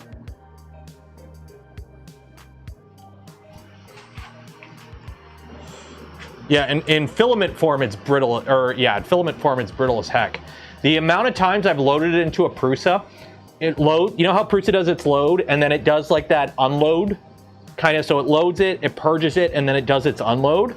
The amount of times I've had it snap in the filament feed path is like more times than I care to admit, and it's annoying as heck. It is annoying. But yeah. So I have my 3 kilogram Pantheon filament spool holder with the 3 kilogram spool of filament, the CF08 ASA, and it's just going straight up into the Core 1L. I'm printing it on an extruder machine. It's fine. It's just that initial loading. Once you get it loaded, it's good. It's just that initial loading is annoying. So. Loosening the idler. That might help. I'd have to look into that. But like, I printed all the parts for my stealth changer in it, and it's fine, so. It's just getting it, that initial setup is annoying.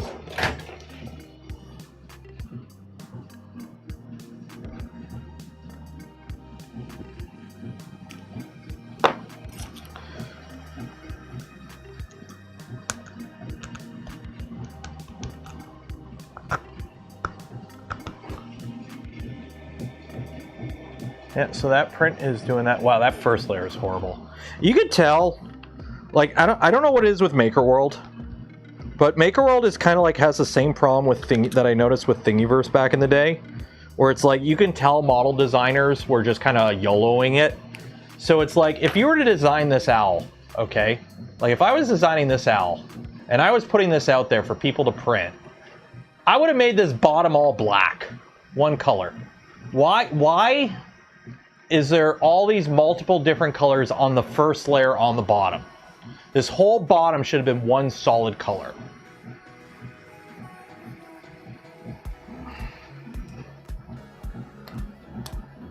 But it's not.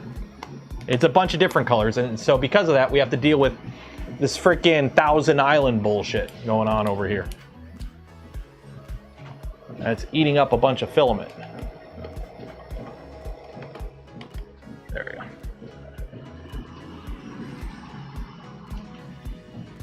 What size nozzle? Just the 0.4.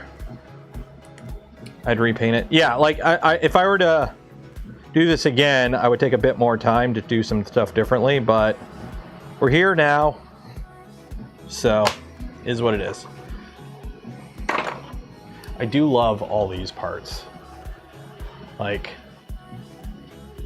that's all pet. I know they say use PLA, but I'm terrified of printing this MOG and like leaving it in a car on a hot day or something, or even in my garage because it gets so hot out here, and having parts get weak because of PLA. So everything is either ASA, carbon fiber ASA, or PETG on the MOG. So, or glass-filled nylon for all the gears. But unlike Steve, I didn't print all my parts on a stealth changer. So I gotta actually rip my supports out.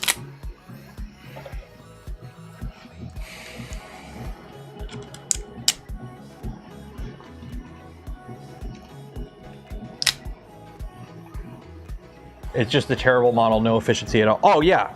Oh yeah, totally. Like the model looks good, but it's horribly inefficient. Like it's nowhere near optimized enough. PLA with pet G. I know. I did that when I printed the Gundam. The reason I don't have a lot of PLA anymore is I used up a lot of like my PLA I wasn't using when I was printing the Gundam, because the Gundam is all pet G. But I used PLA supports for a lot of it. So anything that was being printed on the Prusa XL, I printed like all the big complex parts on the Prusa XL, and I printed them with PLA supports, and they just fall right off. It's great. It's awesome. So.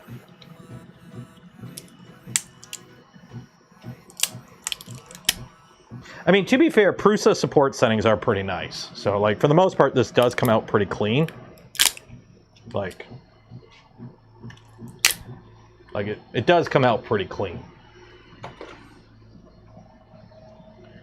Stand out when skimming through the manual? Not really. I mean, we're gonna build it live, so we'll obviously do a bit more in-depth look at it during that. But like, what do you mean stand out? Like, oh, this is, I mean, here's the thing. I've seen the manual before. The manual's not new to me. So I've looked at it before. So like, I kind of already knew what it looked like. So I skimmed through it a while ago and I was like, oh, this is cool.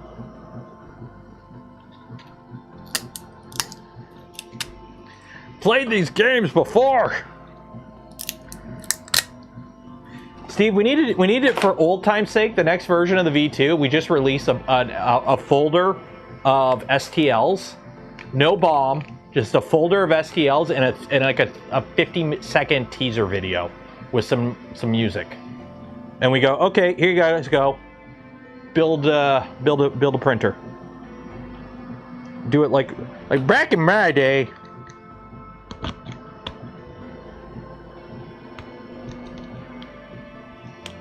Need like a little chisel.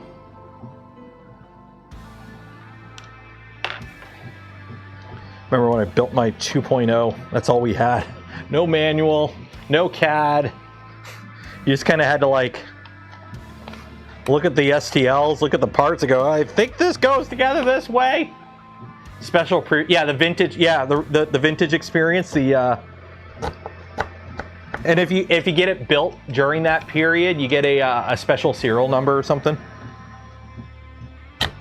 Like if you go on the look at the serials for the original Vorons. Like if you look at the serial numbers, anyone who has a V0 below or a V2 serial below, like I think it's like 58 or 48 or something, built a V2.0, and it was like back then it was like, good luck. I think by the end, yeah, people. We had people had built them. So there were like pictures by that point that people had put together. There was like a community bomb by the end of it. I think when I built mine, there was the community bomb, but the numbers weren't there. It's like, you need these screws. How many? A bunch. And then there were some pictures when I built mine. But like the first groups of people who built them literally had to YOLO the whole damn thing.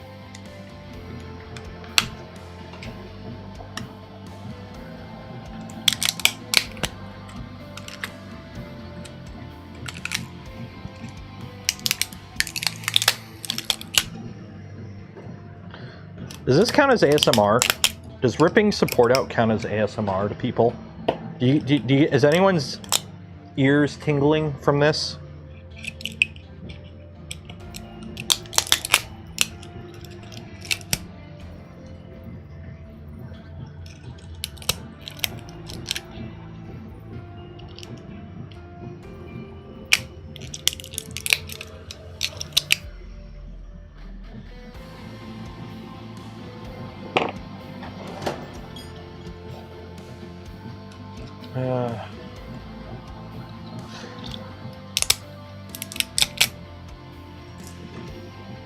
Crunchy. It is crunchy.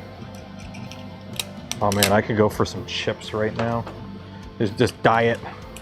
I hit the first 2 weeks were good, but I've hit the wall.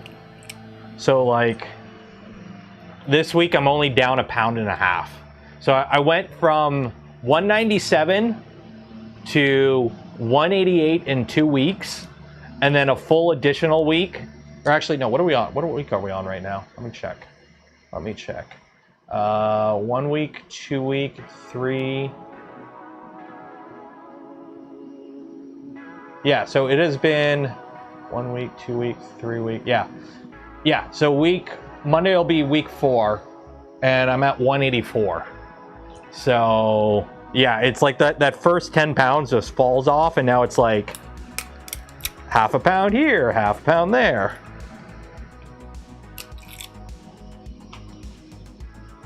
The mukbang stream, I can't do that.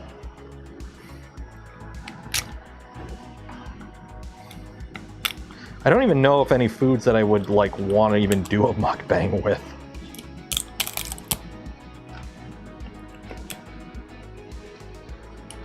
I mean, you guys did see me eat on stream once when we made breakfast on April 1st there. We had the April 1st where I made breakfast on a printer stream. That was fun.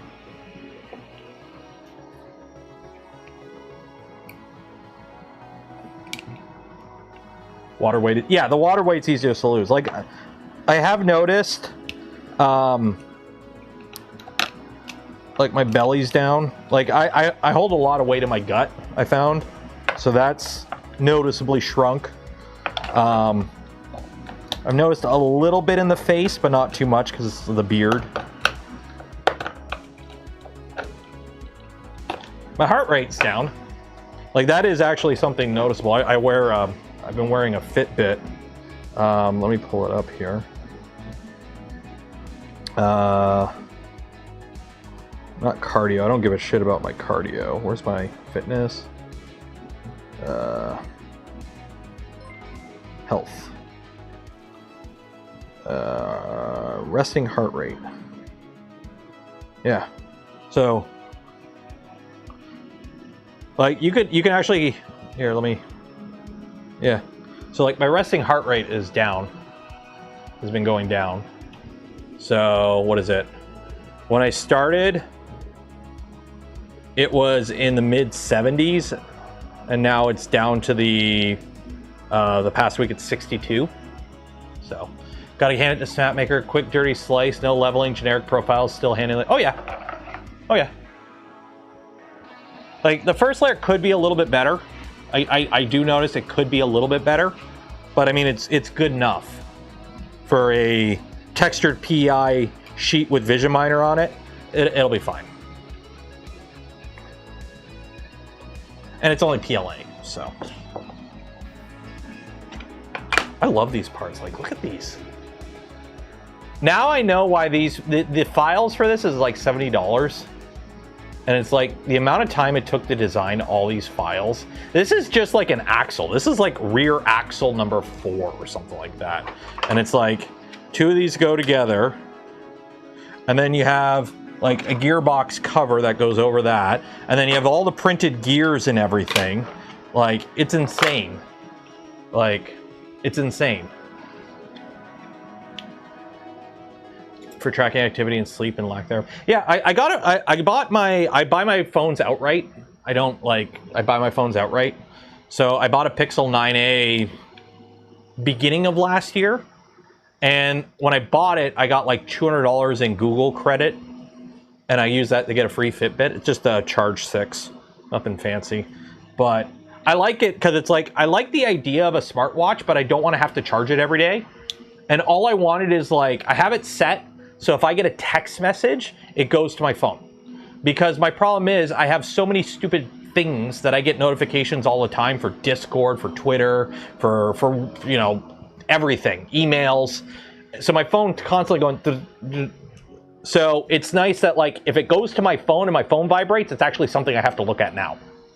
So and it's, you know, it's like, oh, I can read the message, I can reply with an emoji. It's good enough. That's all I need it for. And the battery lasts a week. So I don't want to be... I don't need to talk to my phone like Inspector Gadget. I don't need an AI on my phone. Just track my stats, tell me what time it is, and, you know, push notification text messages. That's it. That's all I want it to do. Keep it simple. Keep it simple. But anyways, thanks for the 5, Stranger Danger. Just ordered the Moog kit. Nice. Yeah, I don't know when mine will show up. I gotta ask Jason. He said he sent me one. And he's like, you might want to start printing files now. I'm like, okay. So, maybe it'll be, like... The thing is, I don't stream Mondays. Because then it would have just been Mog Mondays. So it's either going to be Mog Tuesdays, Mog Fridays, or Mog Saturdays. Might be Mog Tuesdays.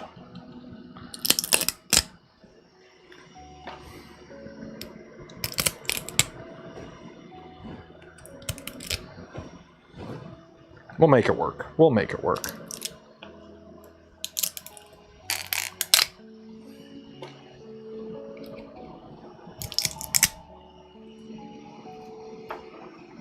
I have been amazed by it. Dude, it's insane. Like, the fact that tool changers... Like, I know some people were saying last year was the year of the tool changer. This is the year of the tool changer. This is the year of the tool changer. Because now, it's... You know... Now they are out. They are easy to get. You can just go into a store and buy them. And they're relatively inexpensive. And the best part is, they just work. They just work. Like, it's insane. Already printing R2? Yeah, we got R2 parts printing right now. I got a Prusa bed leveling. Skip absorbing heat. The chamber is 50 already. Don't need to absorb more heat. I kind of want to put fans under my Core 1. I don't know if... I kind of want to put fans under my regular Core 1 bed. Like how they have the fans on the Core 1L. Because the Core 1L gets up to 60. And it gets over 60 degrees in my garage in the summer. Because there's so much ambient heat out here. It's insane. Skip. Skip what? Is it beer time? What are we skipping? Skip to my lula, skip to me day. My, oh my, what a wonderful day.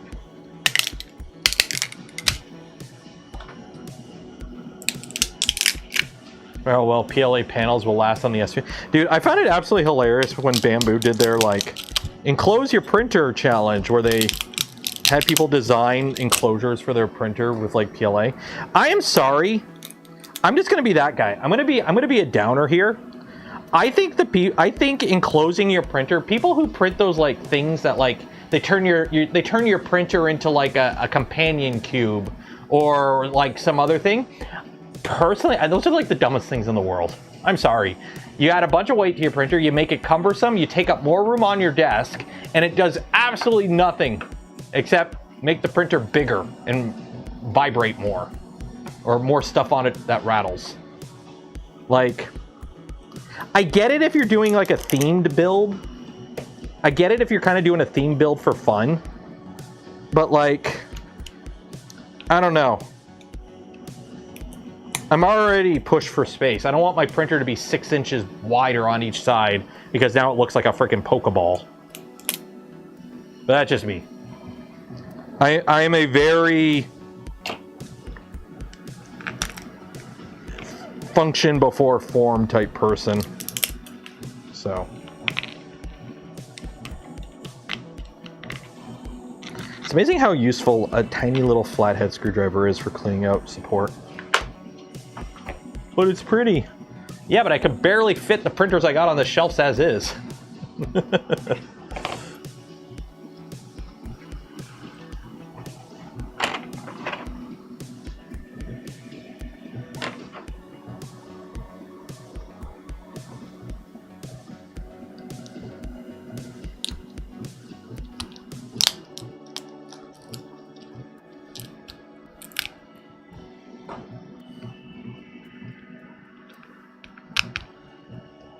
It's like a little differential cover.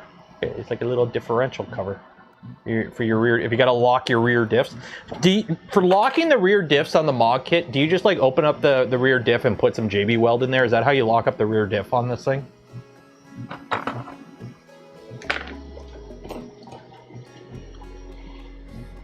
Walmart, Sterling. Yeah, I mean, that is. I'm gonna do a video. I kind of want to do a video on each one of these machines on their own somehow before I do a comparison between this and the Creator 5. But I can already tell you the fact that this comes with a door and a back panel already. Like, as of right now, my initial impressions are like, for I think my audience, this makes more sense than the Creator 5. But the Creator 5 still will be good for some people. Basically, if you know you're only ever going to print open frame materials, and you're more of a noob to 3D printing, I think the Creator 5 might have a couple advantages. It's easier to set up. It is, while it is more locked down, it's a more curated experience, we'll say that.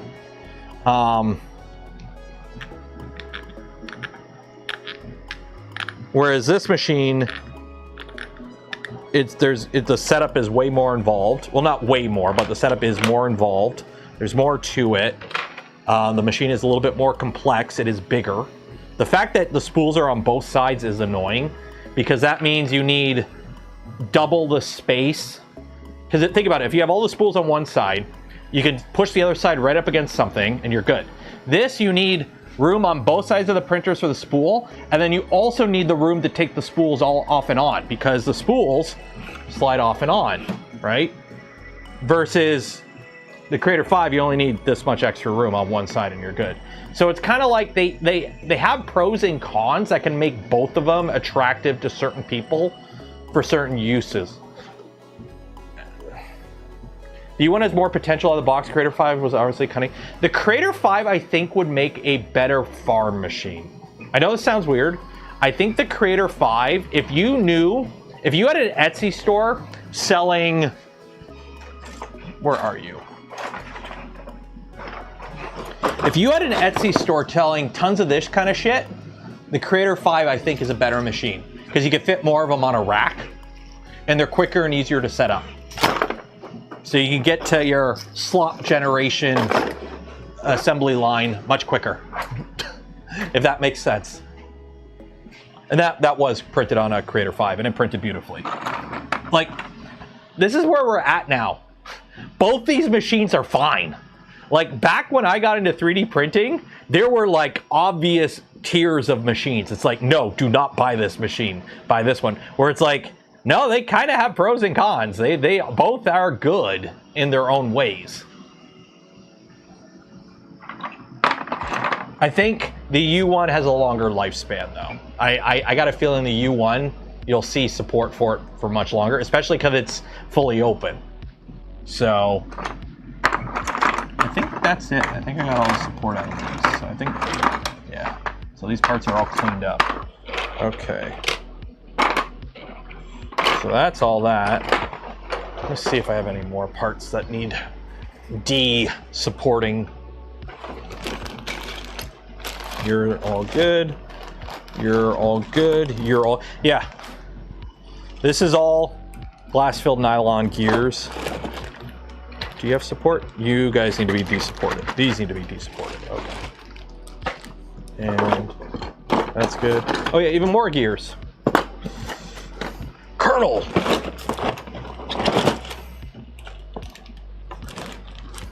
I'm trying to sneak, but the sound of my filament buffer tube is making too much noise. I don't know. I butchered the joke. Price matters too. Yeah. Yeah, price definitely does matter to a lot of people, especially, remember, the economy's in shambles. So, yes, price definitely does play a factor for some people, and I totally get that, and I totally understand that. PPS, no, the gears are just Polymid PA6 glass filled, because I had a spool of it. It was still fresh and dry, so I used it. I know it recommends PA12. I think PA6 has more creep issues, but it's glass filled, so I'm not too concerned. So.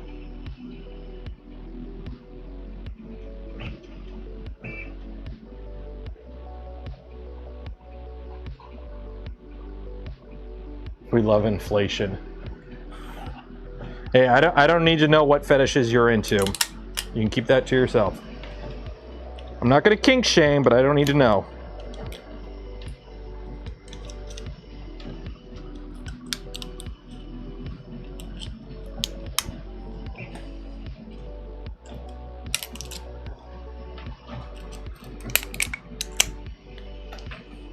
About printing those gears. Oh no, I'm good. Thanks for the offer, but I'm good.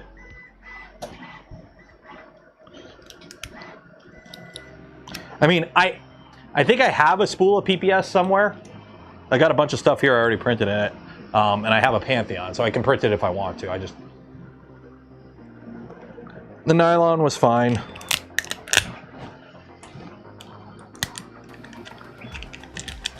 Plus, it gives me something to complain about if it don't work. I love you. Oh yeah, went to the mall today with the little guy and the wife, and it's like, yeah, we'll just get KFC for lunch, and it's like I got a big crunch combo, they got a popcorn chicken combo, and it was like $35, and it's like, son of a bitch.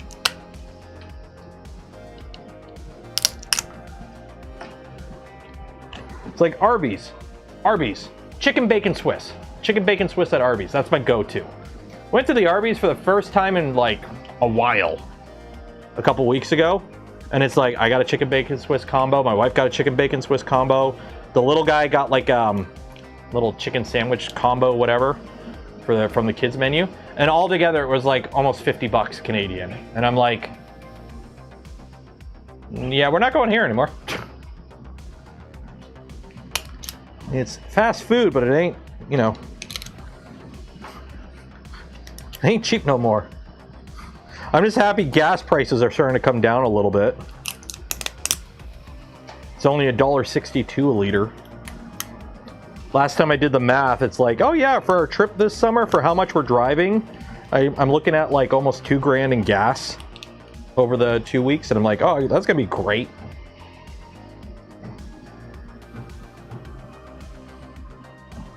Chicken cordon bleu. You want a chicken cordon bleu? Go to Costco and buy the frozen chicken cordon bleus for like 12 bucks for 8 of them. And just put them in a sandwich. Put them on a bun if you want a sandwich. Good old Costco. Costco, you know what's hilarious? You wanna know what's hilarious? Costco hot dog, right? Hot dog combo, $1.50. Same price in Canada. It's $1.50 Canadian. So that's the one thing we get cheaper in Canada is our Costco hot dogs, because of the Canadian dollar being like 70 cents, not actually, probably less than that, less than the US dollar. The Costco hot dogs are still $1.50. So our Costco hot dog is cheaper than American Costco hot dog. So we got one thing going for us.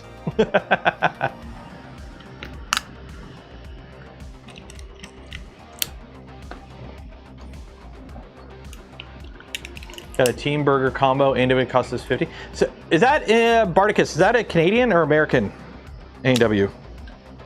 Because A&W has actually been the trick with A&W Canada, at least.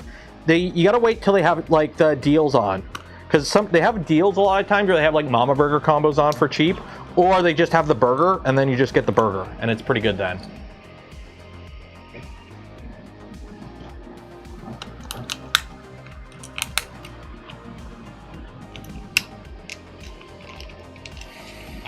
Urban Mafia prices, I know. Well, luckily we're not going to spend too much time in New Brunswick. And only a week in Nova Scotia. Like, we're only spending one night in New Brunswick. And driving through, so. You're in Ottawa? Okay.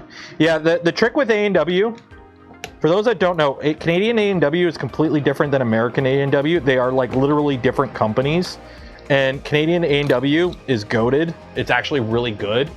But the trick is you gotta buy whatever is the special combo. So if Team Burgers is on special, you gotta get a Team Burger. because they make up for those lost profits on the special with the other stuff, and they make up for it hard.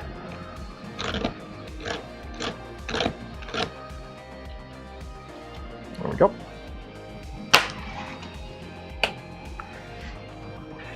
Also, Ottawa is an expensive city. My brother lives in Canada, so I'll actually be up there later this summer. And then don't forget, if you haven't entered yet, every stream we give away a spool of polymaker filament. So if you haven't entered for your chance to win some polymaker filament, do so now. We're going to be doing the giveaway at the end of stream, so don't want to miss out on that. And also, if you like what you see with the U1, make sure you check out the link below. Leads to Snapmaker. The U1 is currently on sale right now for 150 off. So if you do want to grab one of these machines, they do print quite well, as we're finding out. And it is an affiliate link, so you'll help support the channel at the same time as you're saving money on a fancy new printer. It's a win-win. Or you can just be cool and become a channel member. That's always cool too. But do make sure you enter for your chance to win some polymaker filament, because we're doing that giveaway at the end of stream. I have pinched myself so many times with these pliers. It's nice in parts. I know, I lived in Ottawa for a summer. Yeah, I lived in Ottawa for 3 months. It is really nice up there. It is. I do like Ottawa as a city. I mean, I'm down in the Windsor area. Windsor sucks. There's nothing to do here. At least Ottawa, there's like stuff to do.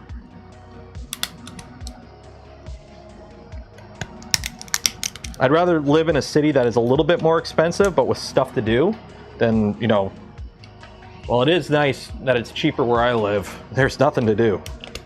Especially, like, I like the outdoors. I want to do more camping. There is nothing for camping near me. I want to go camping? It's a 5-hour drive to go to, like, a real good campground. Minimum an hour for, like, a plot of woods next to a farmer field if you want to do that kind of camping. Pointing out a woman looking for you onto my affiliate link. Oh, cheers. Appreciate it.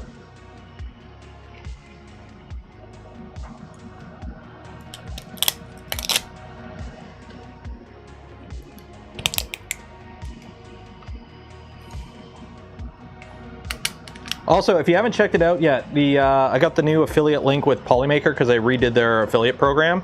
And if you haven't ordered from Polymaker before, and you order through my affiliate link using code Canuck, you will save 15% on your first order.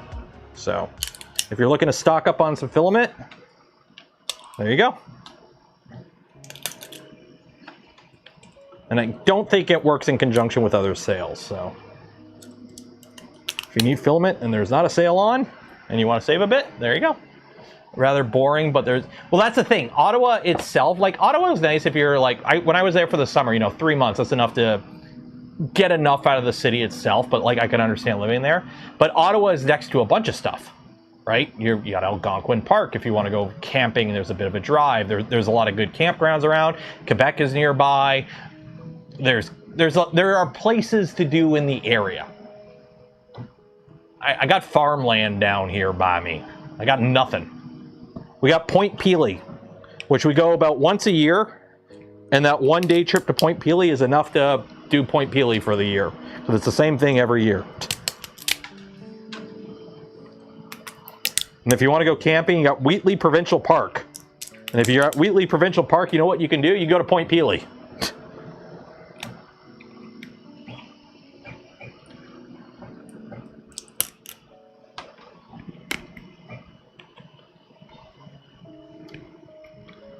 Like, it is so, like, not depressing, but it's like, go check an outdoor subreddit, like the camping subreddit or whatever, and it's like people in the mountains and shit like that. Or my brother-in-laws who live in Quebec, in the Sherbrooke area, and it's like, you know, they got outdoors. Whereas me, it's like, oh wow, farmland.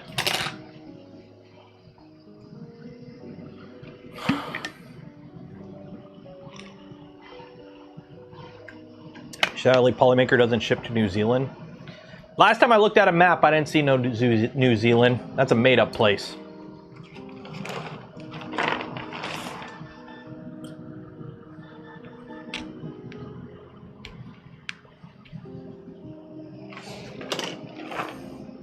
It's not real. I go outdoors and also mosquitoes. Ooh. We get our house sprayed for spiders, and it works pretty good for keeping the mosquitoes away. Or you use those things that you're not supposed to use, whatever those electronic mosquito, the thermocells. It's like, those give you cancer. It's like, yeah, but no mosquitoes.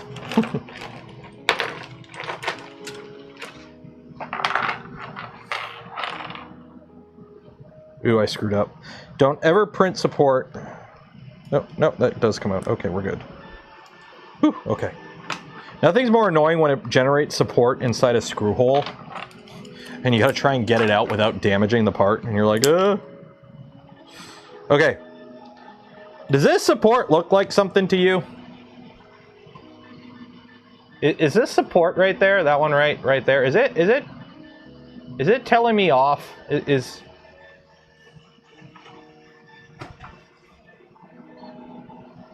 that support telling me off? Did I offend that support? Did I cut it off in traffic?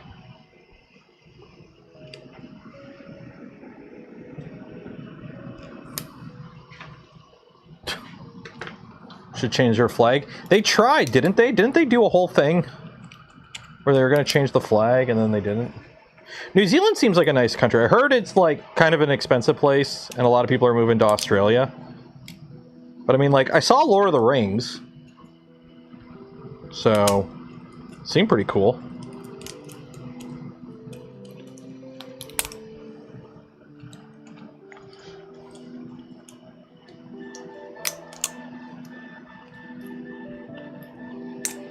Super expensive. Yeah. I remember watched a video. It basically boils down to, if you have if you have a house and you have a good job and you're already there and everything's good, it's a great place. The problem is if you just, you're moving out of your house and you're trying to find a job and afford a house and whatnot, and you don't have an inn anywhere, you're kind of screwed. So it's like, if you're there already and you're good, you're good. It's just, if you're not good, you're effed. That's what I've heard. It really sucks because it's beautiful.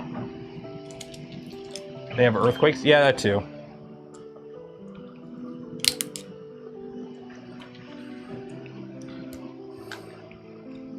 Well, just live in a house with one floor, and it's earthquake proof, and then when the earthquakes happen, you just get woken up. Or just sleep outside. If you're outside, earthquake can't hurt you. Nothing, the sky can't fall on you.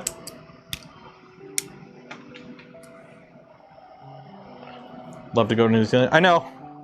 New Zealand's like one of those places that it's on my, I would love to go.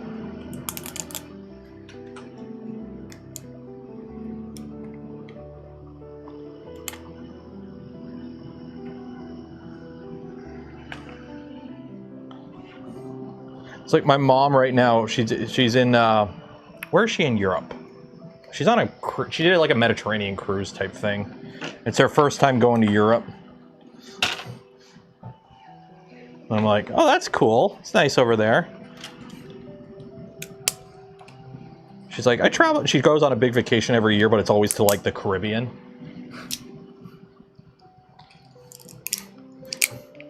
It's like, what do you know about over there? It's like, I've been to Europe a couple times. I mean, Sweden and the UK, but that's about it. But I've still been to Europe. It's like, you have traveled a bunch. I'm like, yeah, it's kind of weird. It's like, oh yeah, I went to China last year. Every now and then it's like, oh yeah, I went to China last year for a week. That was cool.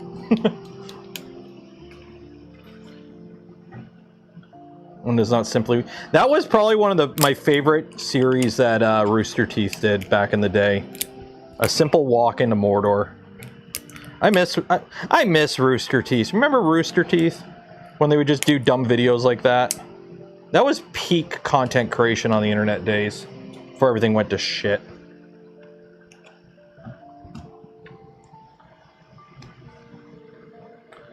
Shire was meant to be... Oh, well, I know that. I know, the Shire is supposed to be... Yeah, but, like, New Zealand was a place where they could film it all. So they obviously found all the locations in New Zealand. I think that's about it. Oh, no, we got this part here.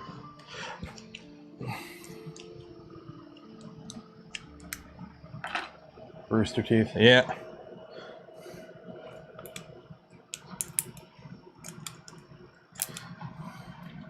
Remember Cow Chop? I think it was a mixture of like COVID and like venture capital that killed a lot of those. OG Funhouse before all the drama. Okay. Norovirus cruise. I will never go on a cruise. I want to go on a cruise ship. Here's the thing. I want to go on a cruise ship so I can go places. I am a big fan of wandering around places. I love going on vacations and just wandering around, right? When we went to Aruba for our honeymoon, you know what I did? We rented a Jeep one day and we just drove around the island. On roads and off roads, because it was a Jeep and it was Aruba and nobody gave a shit. So, I love wandering around places, right? First thing I did when we got to Shenzhen, everyone else went to their hotel room to go to bed. I just left the hotel and wandered around the night markets in Shenzhen by myself for like 3 hours. It was great. I loved it. I love wandering around places. So the idea of a cruise ship where it's like, oh, every day you're in a new place that you can wander around and explore. I love that. I love that. It's the whole living on a boat with a bunch of sick people and getting norovirus. I've had norovirus. I had norovirus the same time I had COVID. It sucked.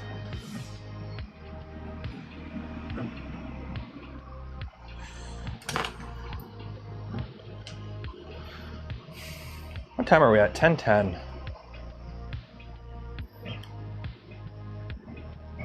Label the bag.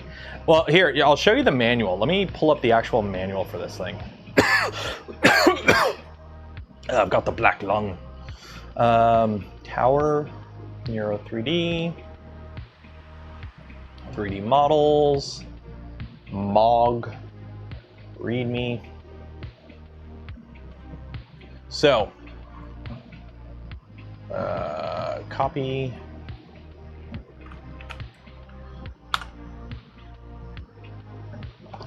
This is the manual for the MOG kit. Okay. 582 printed parts, 101 plate files. Now, a lot of those files you can print like 2 or 3 on a time, depending on how your printer is, but you only need a 180 millimeter printer. So it's 101 plate files based on a 180 millimeter plate. Okay. There's a guy with his thing. He has videos on it. If you want to know what you need to print, I have a sheet like this on my desktop upstairs that I'm just going through and highlighting them. I am printed most of the files except for the accent parts and the TPU parts up to about 30 something. So I'm up to about here. Okay. I am here. So I'm on around a plate 30. Now, to be fair, a lot of these parts are like, oh, if you want to print like this cab, I'm not printing the cab, so I don't need to worry about that. Okay. Here's the parts list. Here's the change log. This is the dimensions for the Unimog. Okay, so we're building the 6-wheel variant, obviously.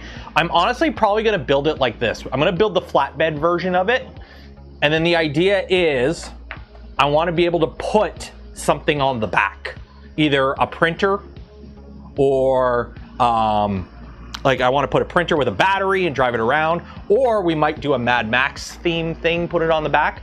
But like, it's 1 meter long and it's 380 millimeters wide. So this is 300, so it's about this wide. Like, you want to know how wide it is? There's the front bumper.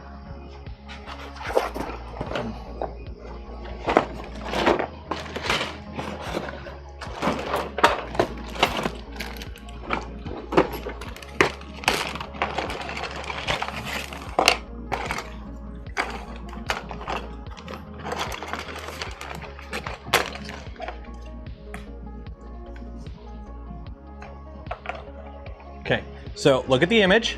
See the front bumper on the right image? Here's the front bumper. Okay, it's upside down in my hand, but this is the front bumper right here. So there's the front bumper. You see it there just for scale. Okay. Here's the front bumper. It's gonna be big. It's gonna be big. I believe, I don't know if the manual actually has a amount of filament you need, but I believe you need like, I think it's like 10 kilograms of filament. I'm mixing up some of the, I'm using a lot of black. I'm using black PET G for a lot of like the gearbox stuff. And then the frame itself, anything frame rise, is black CF08 ASA. I gotta figure out what color we're gonna do the body in. I gotta figure out what color we're doing the body in. I don't know what color we're doing the body in. And that's the dimensions if you want to build the little one. They also have a little overland pack if you want. There's the frame. Like, by the way, the manual is, I can't even scroll the manual. How do you scroll? There's not even a scroll bar for the manual. It's just, yeah. Like, it's insane. Like, oh, here's the gearbox. Start putting the gearboxes together. Apply a lot of grease. Grease it all up. There's your gearboxes. Because all the gearing is printed. Everything is printed. Everything is printed. You got mesh, you got like front hubs. Like, it has proper 6x6 wheel drive. There is your axle that you're building. Like, holy shit. It is insane. It is insane how much stuff there is to this. Actually, I gotta find my grease. I gotta repack my grease. Oh, there's my grease. That's what I gotta do. I'm gonna repack my grease while I'm here. And this is doing that. I hate how much filament I'm wasting, or how slow this first layer is. Oh well.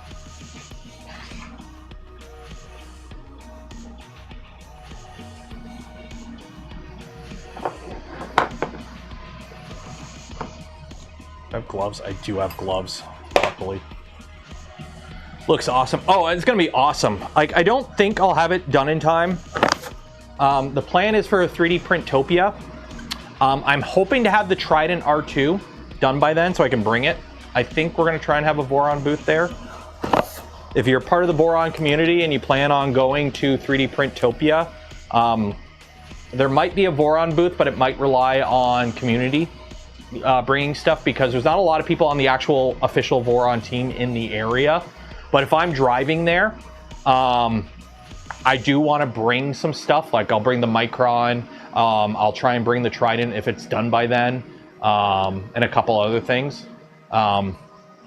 So I think that would be cool. So I'm repacking my grease gun, if you're wondering what I'm doing right now. It's empty.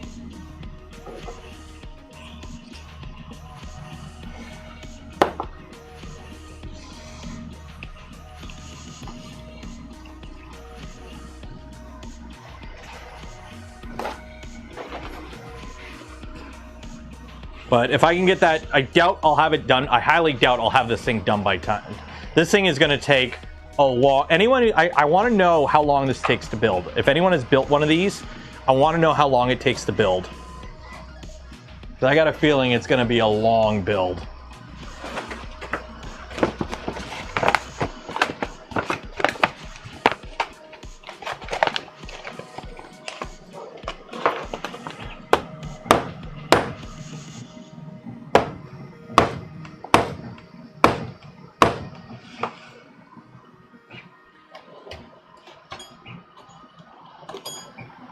I used to have like a little tool that I used for this, and I don't know where it went. Oh well.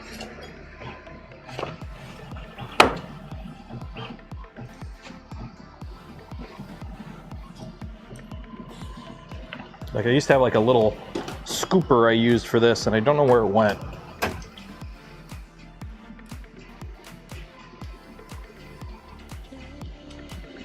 Need to talk to Steve again, but I was planning to support with printers. Nice. Yeah, they reached out to me, and they're like, oh, hey, is the Voron team going to go? And I'm like, well, there's nobody on the Voron team who's like close to the event. That's the problem. Like, we have people on the Voron team on the East Coast, but they're like up in Boston and whatnot. That's kind of the problem we have is like Rocky Mountain, there's people local, and the airport is a hub, so it's very cheap for a lot of people to fly in internationally. So that's why that's why like Rocky Mountain is like the Voron party, because we're all in the area. There's already people in the area, and it's easy to get to for those of us that aren't. Whereas 3D Printopia, it's in Philadelphia. Now, at least this year it's in Philadelphia. But it's not a hub airport. It's not as easy to get into. Like it doesn't have the same benefits as some other places. So that's why you don't see like the whole team show up for that one. As much as we would like to. As much as we would like to.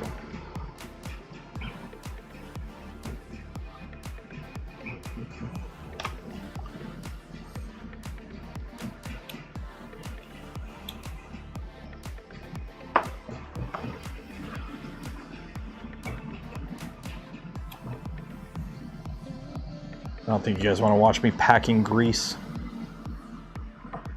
By the way, if you're wondering what grease I use, it's, I don't know because I've cut the label down so much. But the last letters are HCPM 460. It's a synthetic white lithium grease. I think it's used in NASCAR. I don't know. It's an NLG 1.5. So it's a little bit thicker than like the grease we recommend for Voron builds. But it lasts longer.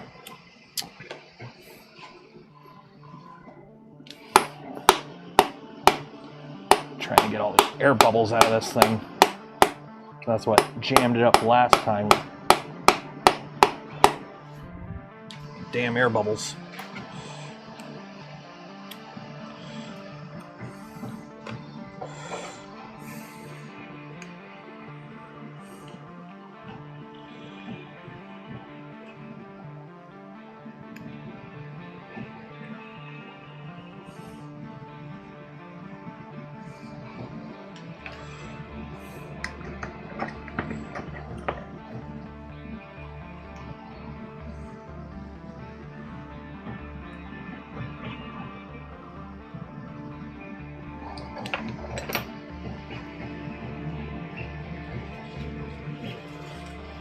Can't remember who recommended I get one of these. I think it was Mandic Really. I think it was Alan. He's like, yeah, I think he mentioned one of these in a video, and I bought one, and like, yeah, these are awesome. There we go. Good to go. All lubed up. They're just look up mini grease gun on Amazon. They're made by a bunch of different brands. I don't know. Mine's like a generic white label, no name brand one. Totally worth it. Totally worth it. It makes greasing stuff up super easy.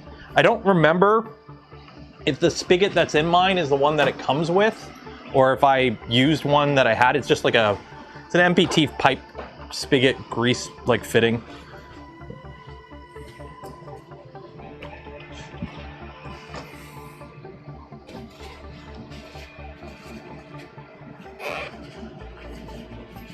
Yeah, so this right here is what I have.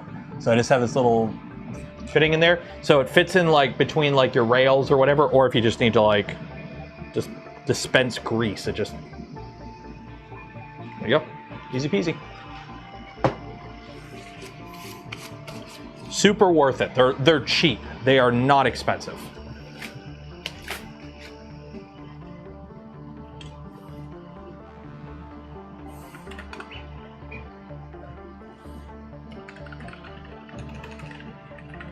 And the thing is, since it keeps the grease not exposed, yeah, here you go. This is it right here. This is literally the one I have. So you just buy it, you take the top off, you pack it with grease, you hit the bottom a bunch to get it to settle, and then you screw the top on just a little bit. You push up the bottom with like a screwdriver until like the air gets out, and then like a little grease start coming out. Then you tighten it all the way, and then you give it a couple pumps, and you're good to go. So this is like one of those things that if you find yourself greasing stuff every couple of months, you might want to grab one. I like using white lithium, but you can fill it with whatever your preferred lubricating lube that you want.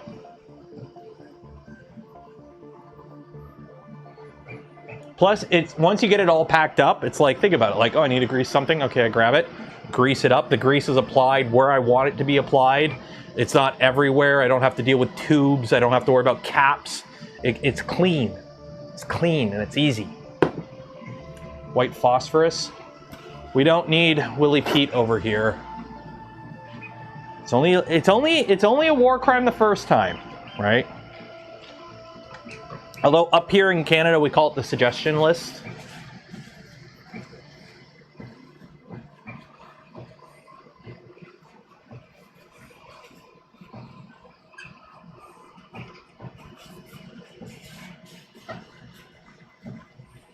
I think I have the same one. Yeah, it's a common thing. There's a lot of different companies that make it.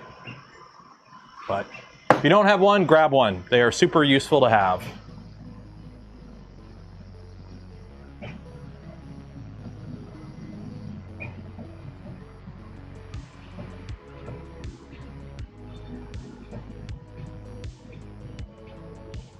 Never seen grease? Nope. I have never seen grease, and I have no desire to. It is not... It's like Seinfeld. I have no desire to see Seinfeld. It is from a generation that doesn't exist anymore. Seinfeld is just not something I would watch. It's just not.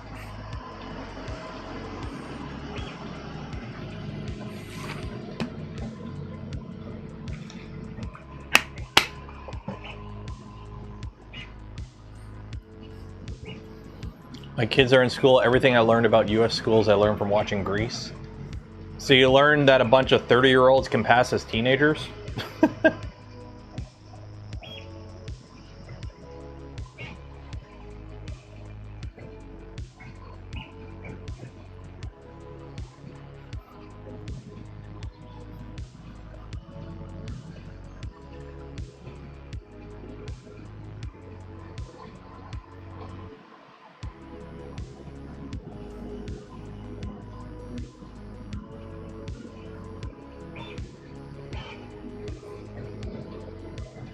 And they all drive cars.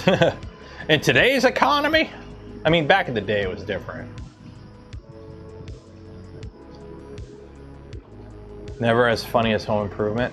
Huh? I did watch a little Home Improvement. I did watch a little Home Improvement. Like, I was born in '88, right? So, like, those '90s shows where a lot of them were a little too, like, I missed them. Like, I wasn't in the age bracket when they were popular.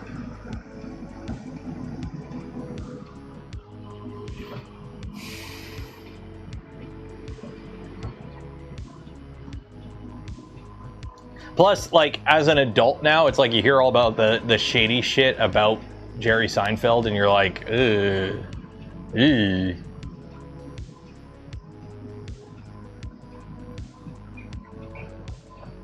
Reruns in. Yeah, I think it depends a lot too, like how old your parents were, and like what you're like. When I was a kid, like G1 Transformers were before me, right? I was born in '88. G1 Transformers. So when I was watching, you know, G1 Transformers were not my age group, but like we had bunny ears on our TV, and the local Fox News station on Saturday morning played G1 Transformers in the morning on the bunny ears, and we would pick it up here. So I watched a lot of G1 Transformers as a kid. You know, that wasn't my age bracket. So.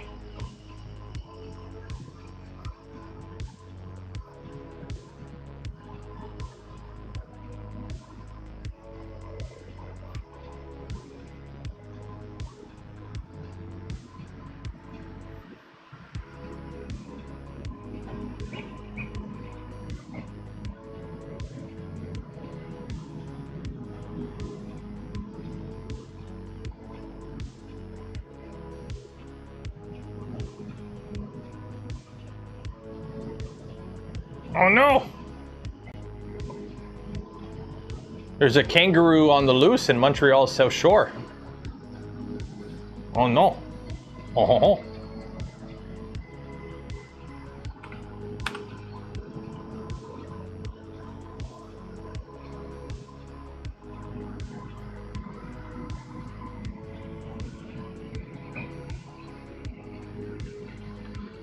Friends is pretty lame, predictable. I mean, Friends is exactly what it needed to be, which is just, you know, 24 episodes a year for several years of just background noise. One of the saddest things I ever read was it was about Police Squad. Okay, I'm assuming some folks here have seen Naked Gun, the movies. Okay, with Leslie Nielsen. Before that, it was a show called the Police Squad. It's same kind of humor as Naked Gun, but is a show. Okay, I think they only ever made like 6 or 7 episodes because it got canceled mid-production because the studio was like, this show is too funny and people need to pay too much attention to it, so we can't air it because you literally have to pay attention to understand the show. Because if you don't pay attention to the show, nobody watches it because it's like, you want shows that they want shows that you can leave the show and then come back to it and it's still like, okay. It's kind of like, it's a joke, it's not really a thing, but it's kind of like how people say, oh, Netflix shows have to keep reiterating the plot because people zone out all the time, so they have to always reiterate what's going on in current shows because everyone's ADD brained with phones. That's always been a thing. That has always been a thing.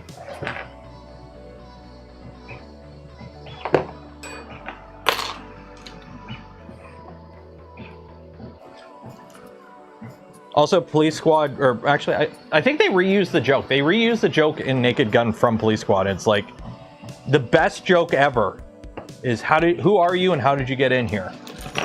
I'm a locksmith, and I'm a locksmith. That is like the simplest, best joke ever. I am missing my 2.5 millimeter Allen key. It is always the 2.5 millimeter Allen key. But we are missing it.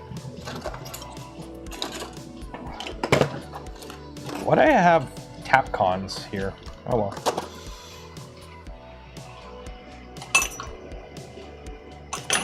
I'm sure it'll show up at some point, unless it fell on the ground. I'm just gonna go on Amazon. Can you just buy a pack of 2.5 millimeter Allen keys on Amazon? 2.5 millimeter Allen key. Can I just buy a pack of these? I'm just gonna buy a pack of these. Gave us O.J. Simpson. I do love the scene in the remake slash relaunch slash sequel slash current Naked Gun movie where they're all like staring at the memorial wall of their dads because they're all playing like current versions of the previous characters, and they go down the list. So it's like there's Leslie Nielsen's there and like all the other characters who passed away. And then they get to the one guy who's playing OJ's kid, and he just looks up at OJ and looks at the camera. He's like, no. That movie, I really liked it, but it was way too front heavy. Like, the movie kind of fell apart by the end. The first like half hour of the movie, the first third of the movie was the best. And then it just kind of fell apart, I think, by the end. Spy vs. Spy, the opportunity. Spy, oh god, Spy vs. Spy hasn't been a thing in decades, I think. Like, Spy vs. Spy, that doesn't exist anymore, I don't think.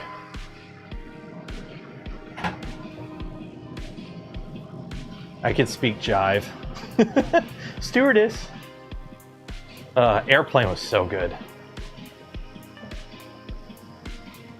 I heard the He-Man movie was apparently pretty good. I heard the He-Man movie is apparently pretty good. Like, it's like, yes, it's dumb fun, but it's apparently legitly, like, actually pretty good. So, looking forward to that.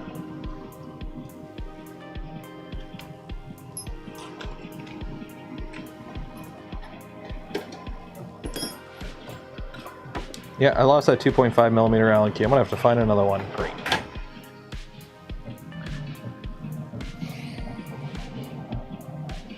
Big Bang Theory. Any show that has pauses for the laugh track, I can't stand. Oh, speaking of, tomorrow, if you're into it, we are finishing up Mass Effect 3. The game's done. We've beaten the game. There is nothing left to pew-pew in that game anymore. The last thing we have to do is we have to finish the Citadel DLC, Have the Party. So, at some point tomorrow, we'll stream that on Twitch. And then we got to figure out what game we're playing next. Because we're just about done. We've done all Mass Effect games. Mass Effect 1, 2, and 3.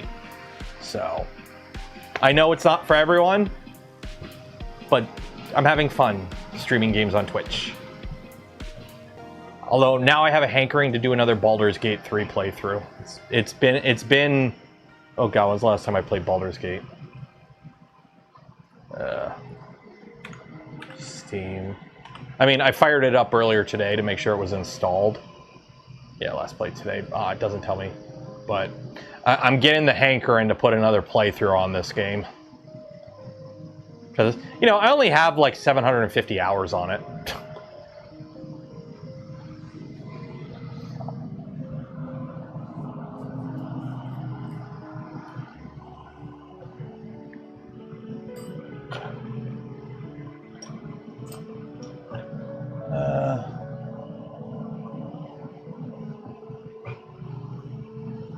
He-Man beat Disclosure Day? Did it Disclosure Day? I thought it did like 90 million. Box office.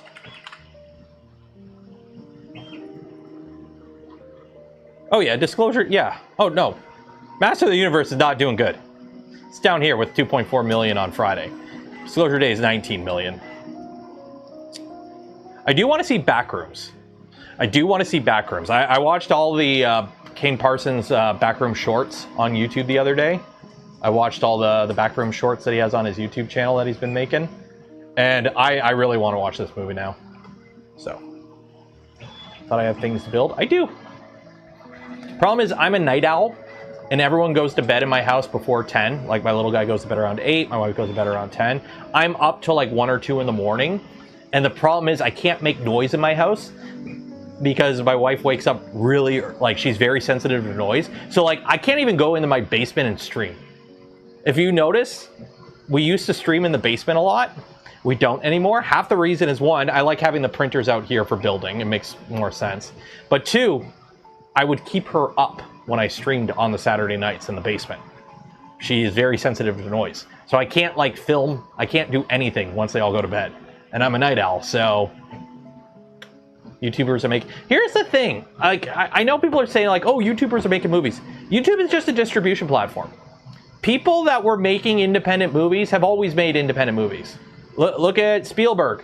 He made movies when he was a teen. He just showed them to his friends with a projector on a bed sheet. It's just nowadays we have a better medium for sharing that. But people always made their own movies. It's just now you can put them on YouTube and get a lot of people to see them. But a lot of people still got independent movies have always been a thing. It's just now we have a distribution platform that can really accelerate it.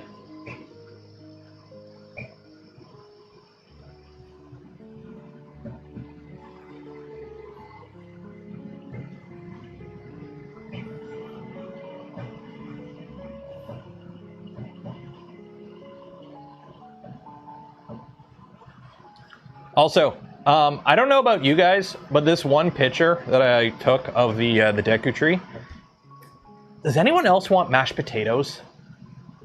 I have a hankering for some mashed potatoes right now. Anyone have some mashed potatoes?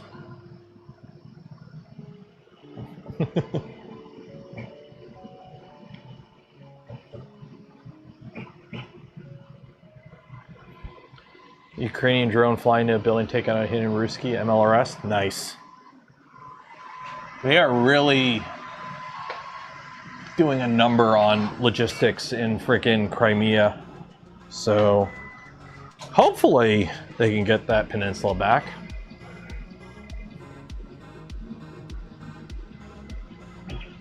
It's away from Devil's Tower. What is the proper name? It's not Devil's Tower. What's the proper name anyway? I can never remember what's the proper name for it. Bear Lodge, that's what it is, Bear Lodge. Yeah.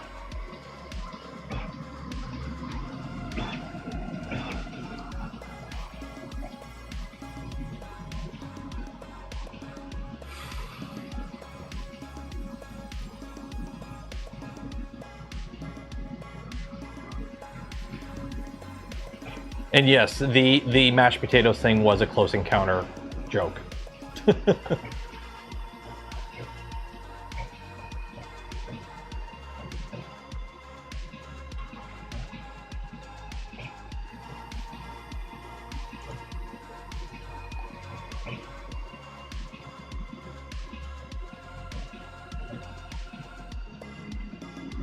For the new deal to provide drones. Good. I am sorry. I have absolutely zero sympathy or respect for Russia as a country. Like, I am sorry. You dug your own grave, and unfortunately, frickin' 500,000 of your citizens are now living in that grave because you decided to be stupid. All because of the whims of a dying dictator. Prints are going good, though. The Prusa prints are going good.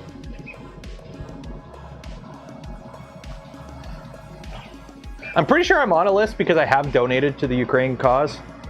So I've sent money to Ukraine and supported in other ways. So I'm pretty sure I am on a list in Russia somehow. And I'm okay with that.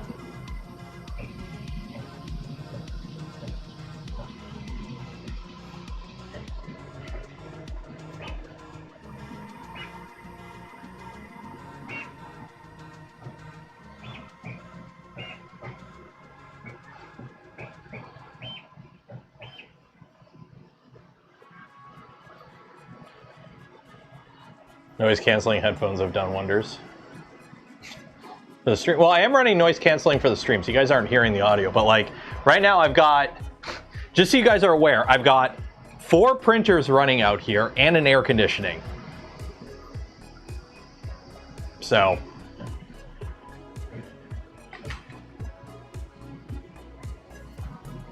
you used to donate when your employer. Oh, that's cool that your employer did that.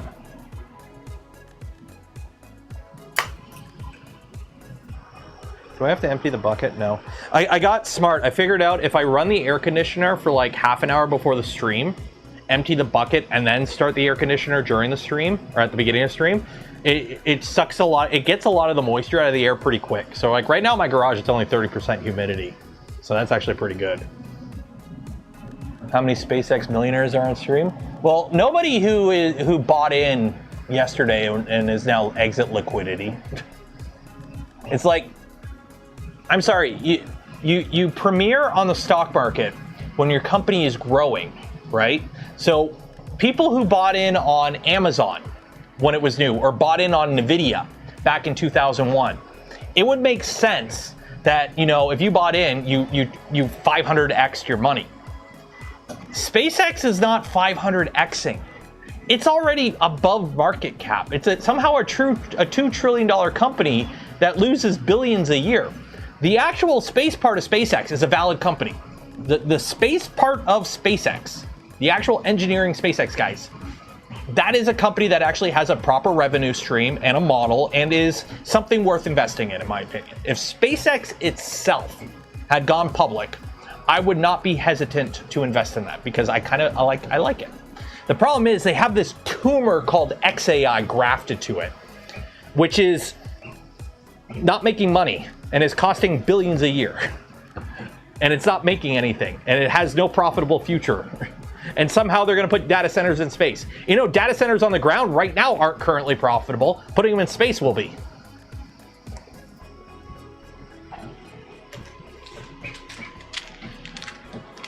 Off Sterling, which is fine. They make money off Sterling, and they have one of the cheapest ways to get cargo into space. They are a valid company. SpaceX is a valid company. They have a model, and it actually generates revenue that is actually significant enough to actually be worth saying. The XAI tumor grafted to it, which again also includes Twitter. You know how good Twitter's doing. is nothing but an anchor, and I'm waiting for the bubble to pop. Well, they're merging with Tesla because Elon gets a massive pay package if he's able to have Tesla be worth a certain value by a certain date, and all he has to do is just merge SpaceX and Tesla, and boom, he suddenly gets that pay package. That's all it is. Annealed PET. PETCF. I haven't tried. You might be okay.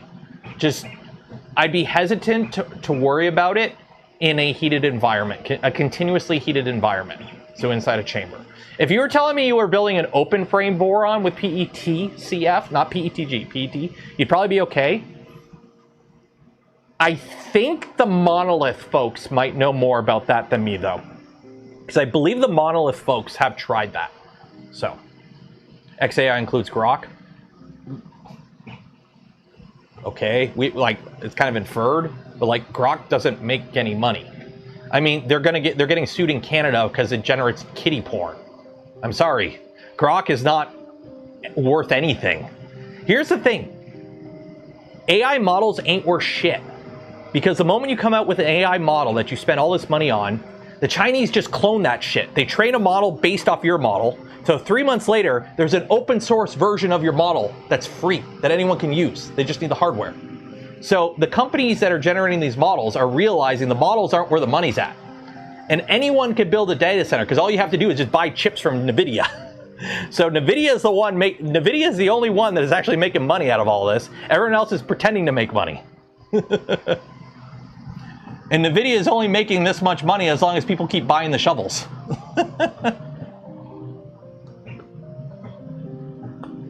Like, as far as I'm aware, Claude AI is like the only model that is actually like doing pretty good in terms of revenue, and that's because of the coding aspect of it. But also, the US government just banned Fable.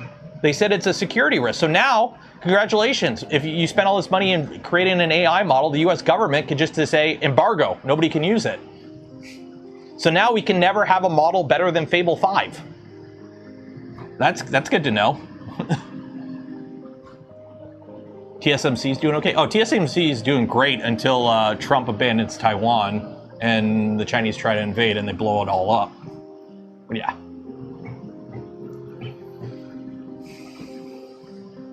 By the way, if you're new here, on the Saturday streams, usually by the end of stream, we ended up getting on a topic and going down rabbit holes. So.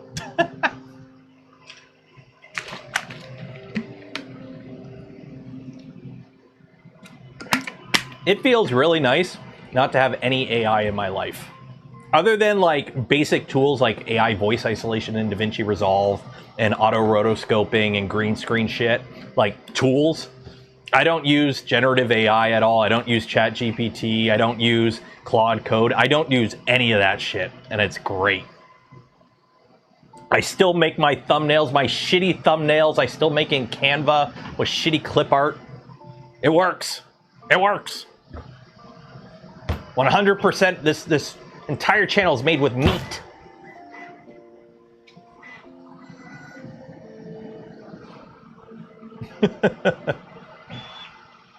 Yeah. Corporations are it's the same reason corporations pushed back to work instead of remote work, because they have to justify all the money they spend on these office buildings.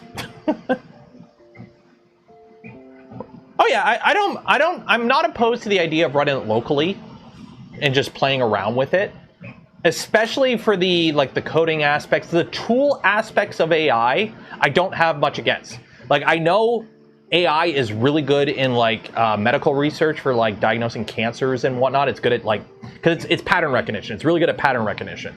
So there are very valid use cases for what we call AI, which isn't AI, for large language models. There are very valid use cases for large language models. However, the market isn't as big as people are hyping it to be, and I think the whole generative AI aspect of large language models, with the faking voices, faking video, generating images, all that shit, I think that needs to go right in the dumpster, and the people who created that are horrible people. And there's no benefit to that shit. There is no benefit to people generating videos of dead relatives wishing people happy birthday.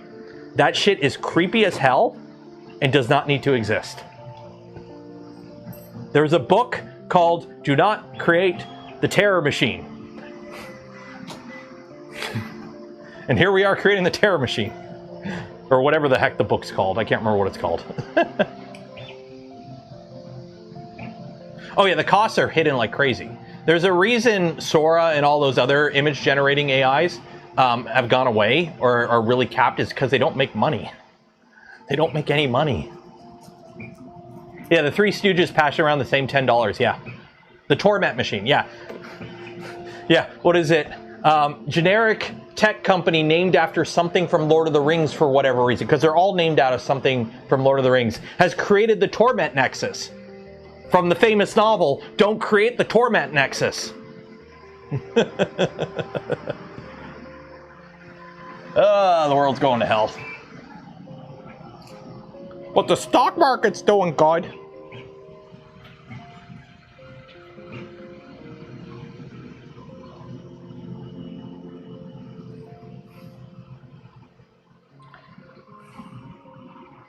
Tolkien would hate those companies. Tolkien hated war. Tolkien was a World War I veteran. He was fucked up from that shit.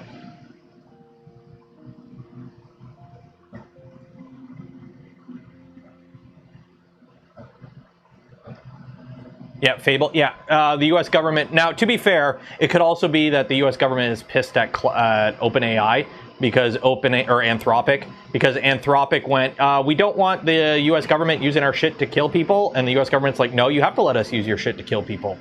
And they're like, no, and they're like, okay, well, we're gonna be dicks to you and put a bunch of restrictions on them and whatnot. So this could just be part of that.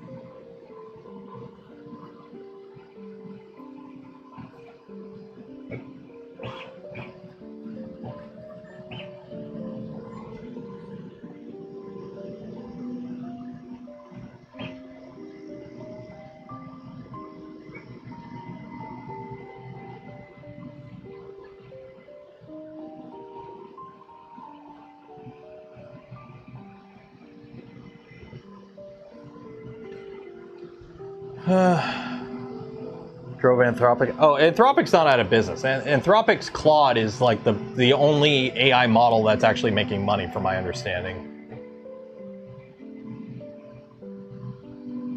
Got your Panda top. Yeah, it's not hard to enclose these. Like, let me take a quick looky-loo. Let me see what I have. I'm pretty sure I can enclose this printer actually quite easily with something in this room. 1 second here.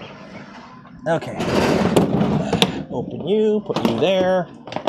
Take these spools out. Like, if you wanted to enclose this printer to print ABS,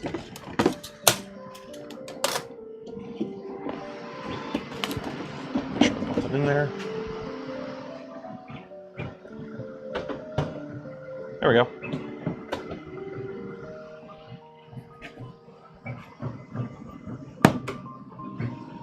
Okay, maybe if this bin was like an inch taller, it would work. I mean, it probably would with the... Yeah, the Bowden tubes are ever so slightly being pushed on. There we go. I've enclosed it. You just need a bin that's about a foot tall. If you can find a bin that's about a foot tall or foot deep and about as wide as the top and maybe a little bit longer, you're good. It's not hard to enclose this printer. The fact that it already comes with everything you need but the top hat,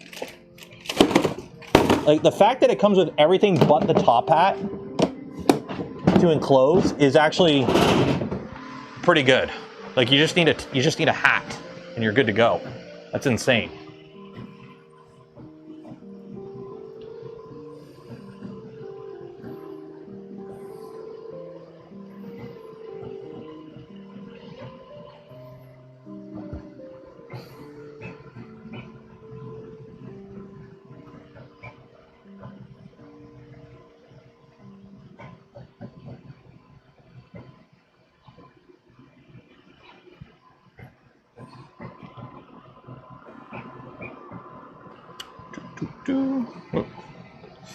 Freaking, it is hilarious on LinkedIn seeing like some companies come out like, oh, we're fuck Visna.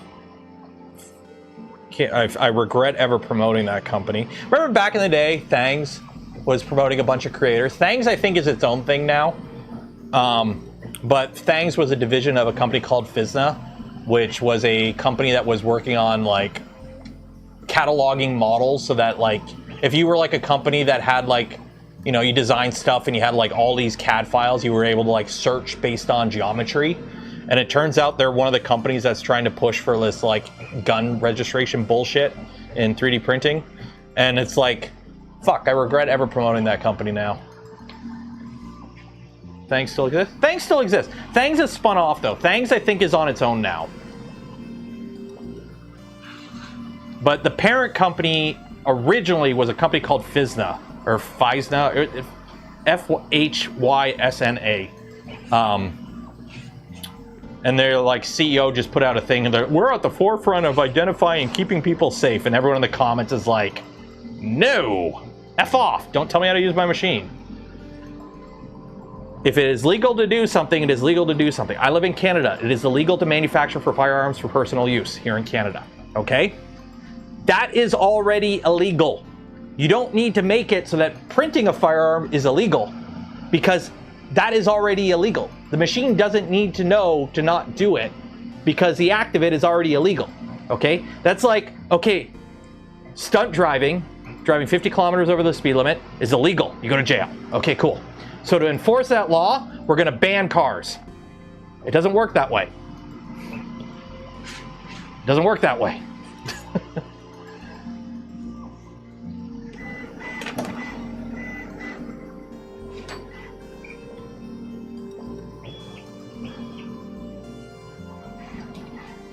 Oh, it looks like they're filming Idiocracy 2.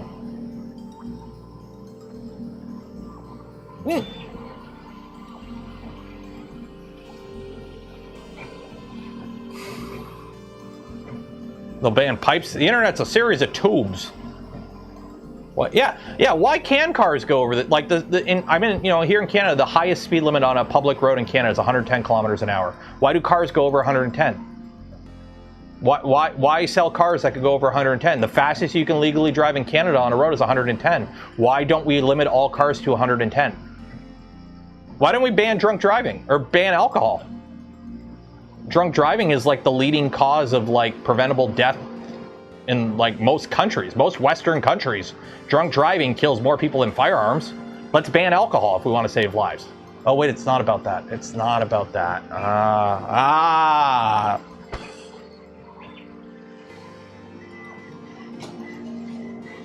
Remember years ago, at the mall, some local CBC News was doing like a thing about gun control and whatnot. I'm like, yeah, sure, cool, I'll talk.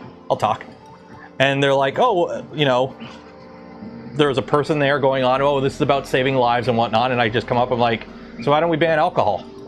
More people are killed by drunk driving every year than firearms. But alcohol, I can go into a store over there and just buy alcohol. There's nothing regulating that. If it's about saving lives, well, that would save more lives, right? Between drunk driving and, you know, liver cancers and like all the other stuff that comes from people who drink. But that's fine. Yeah. Ban everything. Everyone live in a bubble in virtual reality.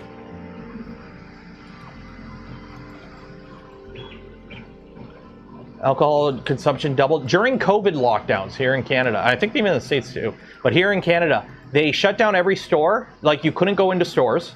You had to like either order online, pick it up out front or whatever, which, okay, whatever. It's a pandemic. It is what it is. We're not getting into that. But they didn't shut, they purposely left the LCBOs open, the liquor stores, because they literally had people for the government come out and say, if we prevented people from buying alcohol, that would be a bigger problem than the pandemic itself. Because so many people are alcohol dependent, are high functioning alcohol dependent in our society. It's insane. Who benefits? The company selling the software. And also, a large part of it has to do with, it's not so much a ban on guns, it's a ban on, now they can control what the printers print. for limiting. A lot of companies, for example, don't want you printing spare parts. A lot of companies don't want you printing spare parts for their products, okay? Because, you know, like it's the John Deere thing. They don't want you fixing your own shit. So if printers now have the software to prevent guns from being printed, well, that's only an update away from having the software to be able to print. Oh, you can't print BMW parts on your printer anymore. Oh, you can't print Toyota parts on your printer anymore. Oh, you can't print, you know, Frigidaire parts on your printer. It's just, it's a step in the line. Simple as that.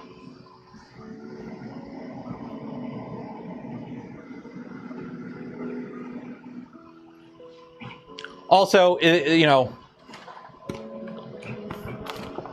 it's also a way for YouTubers to make scary videos to get you to get views, because fear.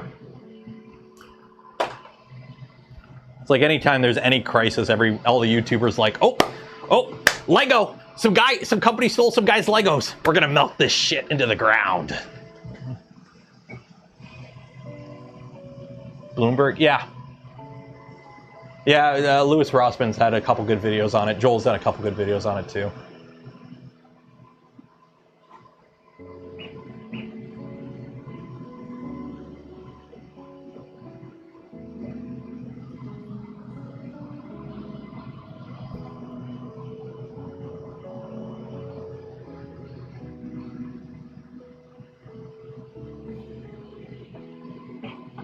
Ford CO. I just won't buy Fords. I don't know. I like my Subaru. My wife's getting a Subaru next, probably.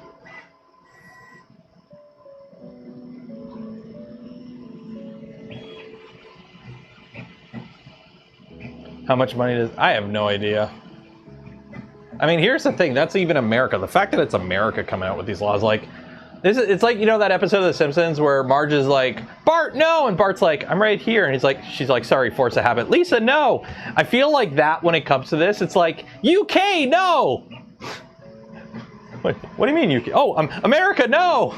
It's like, I figure like this would be like a UK or a German thing or even a EU thing, but no! It's coming from Yankee Doodle land. What the hell? That's what confuses me. Like, heck, I would expect this coming out of Canada before anything else. You missed the giveaway? No, we're going to be doing the giveaway in, oh shit, like 2 minutes. It should have been 2 minutes ago. I'll give you 3 minutes because I didn't give a warning. I'll give you 3 minutes. So 3 minutes to enter for your chance to win some Polymaker filament. We're going to do that giveaway, and then we're going to end stream because it's 11 o'clock on a Saturday night. So.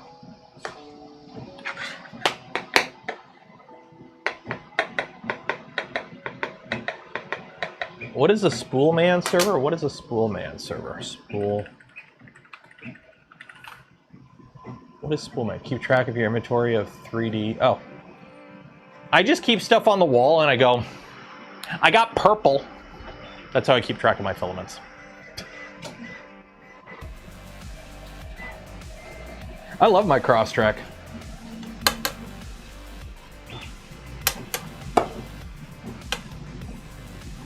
Like, I get it.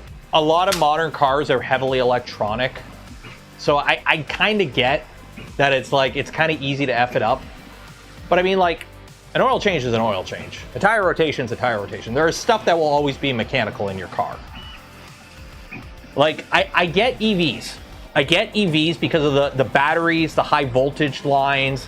I get EVs where it's like, okay, it's like a warranty thing. It's like if you cut the wrong thing or poke the wrong thing, bad things can really happen with an EV. I kind of understand some of that whole like, yeah, don't be messing with that shit. But I mean, like, you want to replace a head gasket, replace a head gasket. Yeah, it's carbon fiber rod. I'm not a huge fan of carbon fiber rods in printers because it's a wear item. EVs don't need, don't they need like coolant changes and whatnot? They still need maintenance.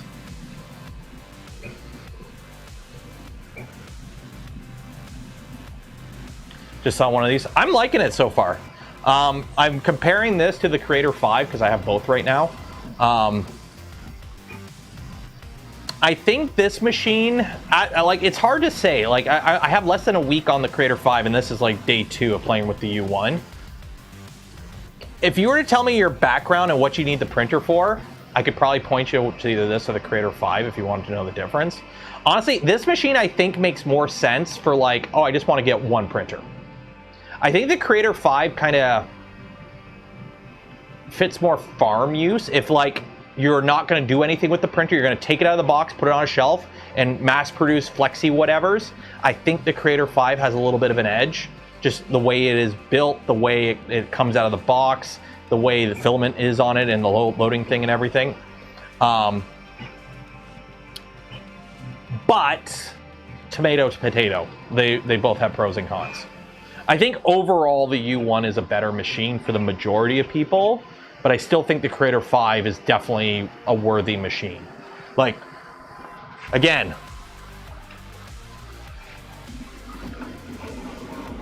I got two chameleons here.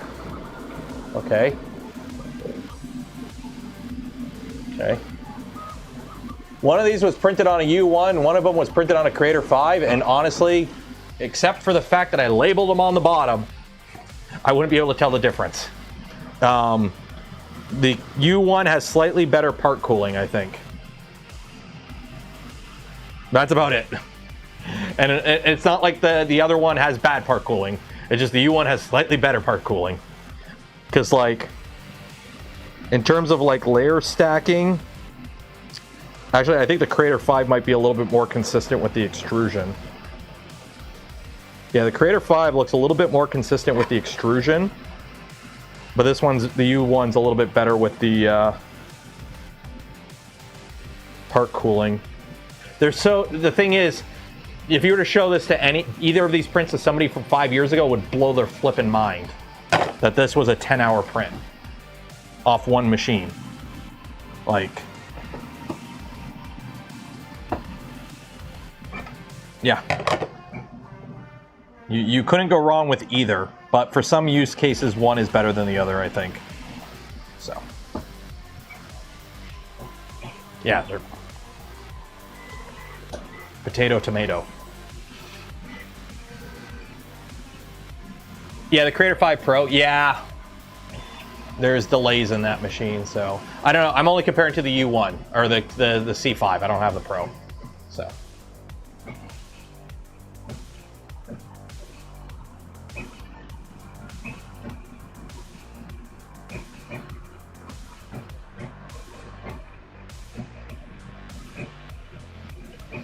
I mean, I just love the fact that there are multiple good, relatively inexpensive tool changers on the market now.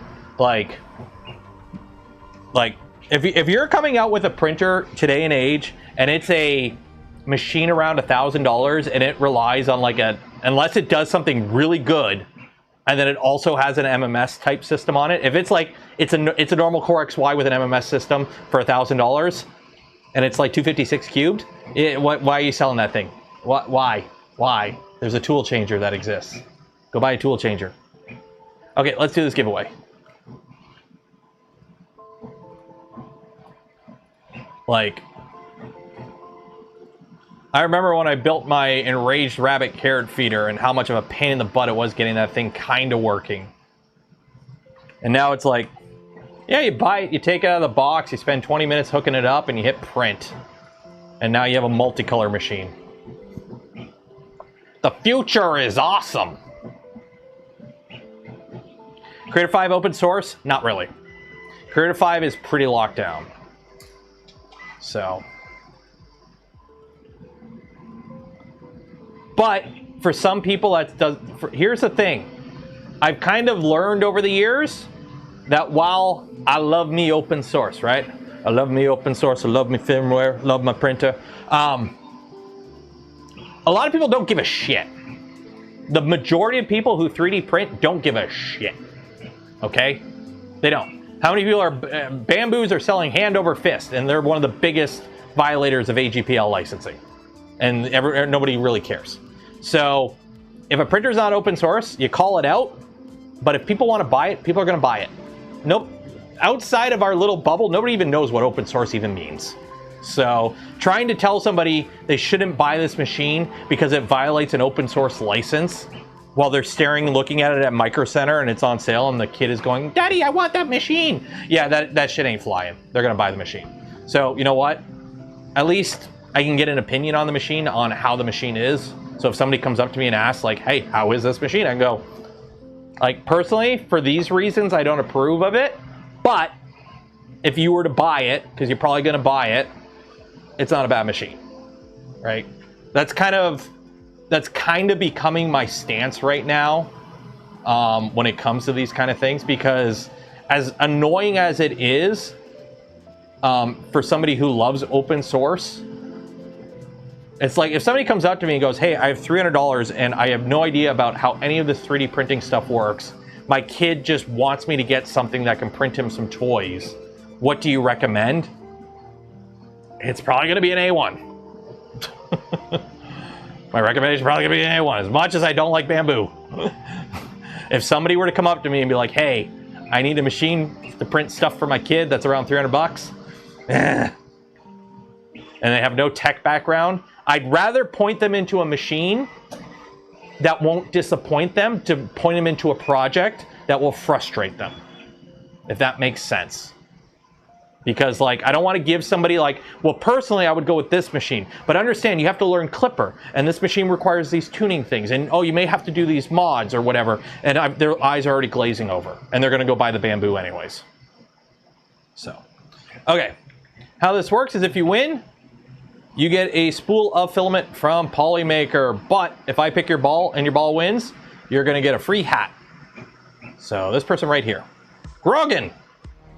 If you win, you get a free hat. Good luck.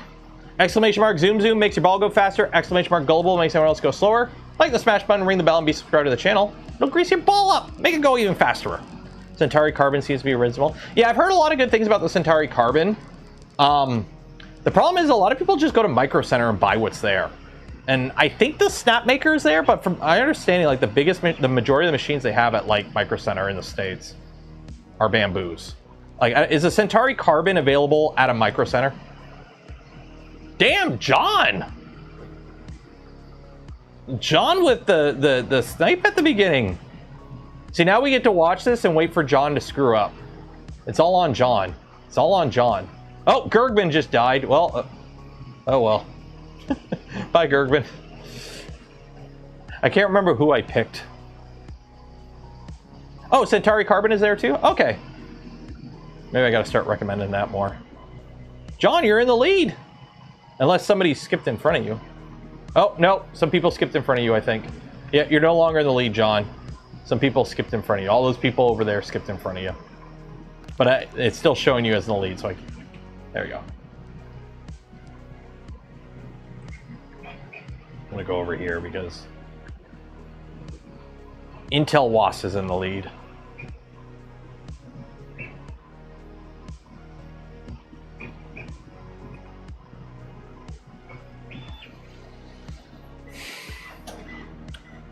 If I start another playthrough of Baldur's Gate, what class should I play?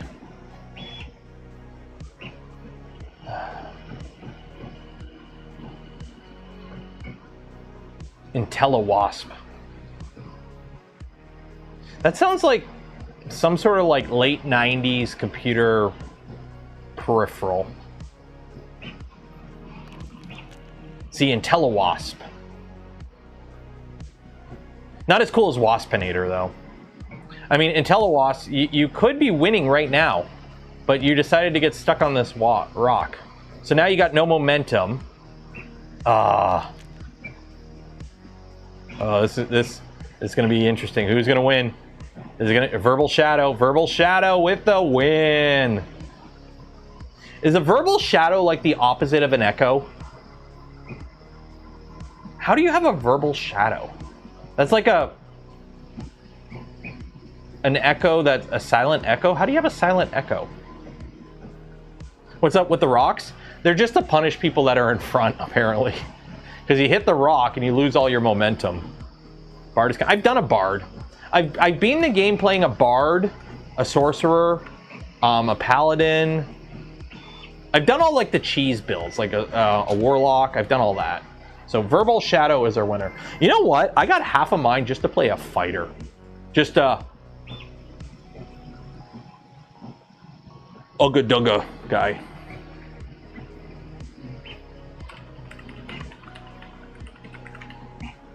It's like when I played Elden Ring. Verbal Shadow. There you go.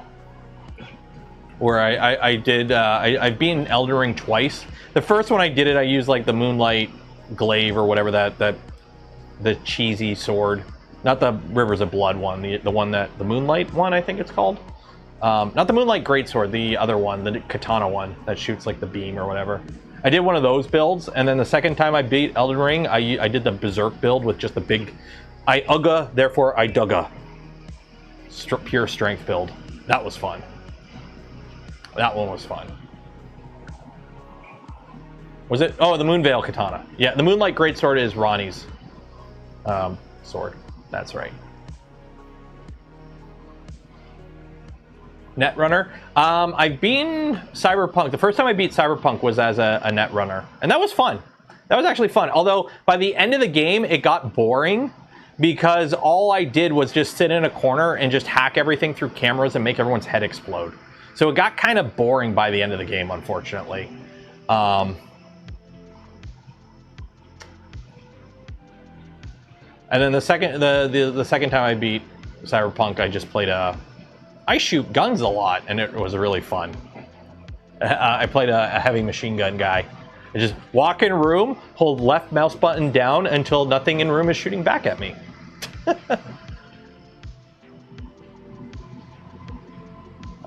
Rogue with multi. You know what I might do? I might try and do a dual wielding fighter, just a pure DPS. A dual wield fighter, a crit fighter. Go with that. Like a dex fighter. No, but Lae'zel's a fighter. Or no, I could do Lae'zel as a archer. Do the whatever the archer fighter class is. I don't like changing people. I know you can respec your entire party to whatever class you want. I like keeping them within their base thing and just respecing their subclass. So I like keeping them as their class because they're kind of written as their class. Like it feels really weird to have Karlach as like a sorcerer. It feels weird. You can do it. There's nothing stopping you, but it just feels weird. But like changing their subclasses, I don't mind.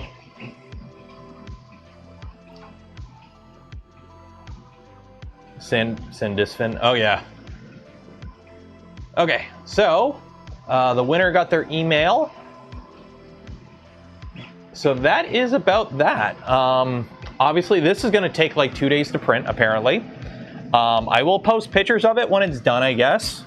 And post some updates and whatnot along the way.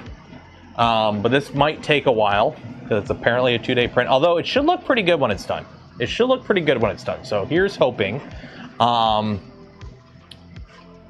print just finished on the Core 1, so I'm going to take that off the bed right now. Actually, let me not be dumb.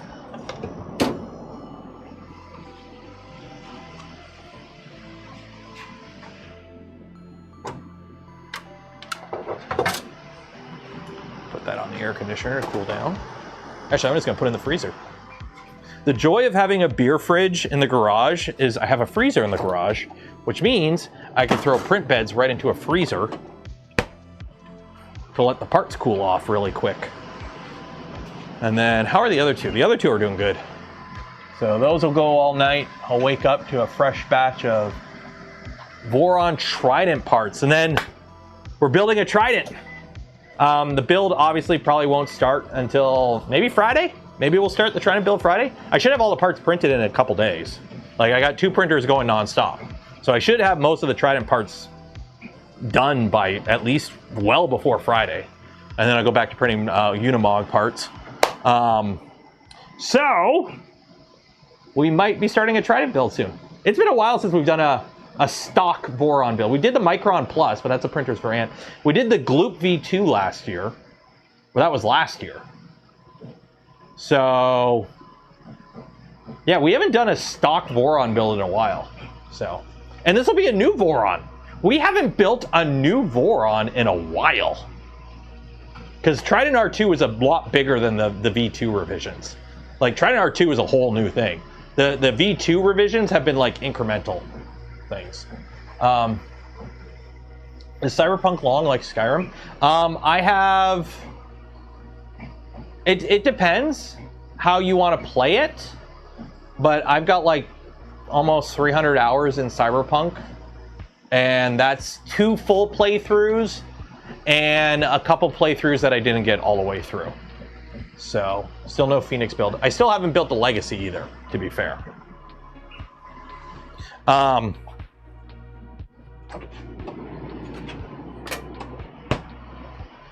still haven't built a Legacy, to be fair. Look how clean that text is. Look how clean that 6x6 is on that. Try and get light so you can actually see it. There you go. Look how clean that 6x6 says.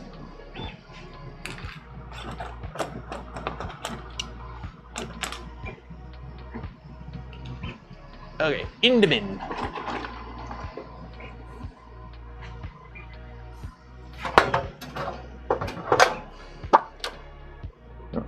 Make sure that bed's clean. The bed is clean. Hot. The bed is hot, but the bed is clean. Close that door. Okay, what's the next batch of parts I gotta print on this? Shoot, I closed the stupid thing, didn't I? Yeah, I did. Okay, I'll grab something upstairs and print it. So what is that? 30, 32, 33, 34. 32, 33, 34. I gotta knock off my list. Okay. Take a picture of that so I don't forget. Yeah, I'll slice it upstairs because I got my spreadsheet upstairs that has all the parts I gotta print. Okay. So I think we're gonna call it there. I mean, we're gonna have to call it there. The stream's over. You don't have to go home, but you can't stay here, right? So you go hang out at another YouTuber's location. But I will post pictures of stuff as it continues to print and whatnot. When I get the batches of printer parts for the Trident done, I'll share pictures of that too. Tuesday, because today's Saturday, right? Tuesday, we're gonna play around with Full Spectrum. I haven't played with Full Spectrum yet, which is like the color painting thing. So we're gonna play with that on Tuesday, hopefully. Hopefully this print's done by then. And then we'll play around with Full Spectrum on Tuesday. Does that sound fun? Yeah, so we'll do that on Tuesday. Yeah, why build a Legacy when you have an OG Legacy? That is true. I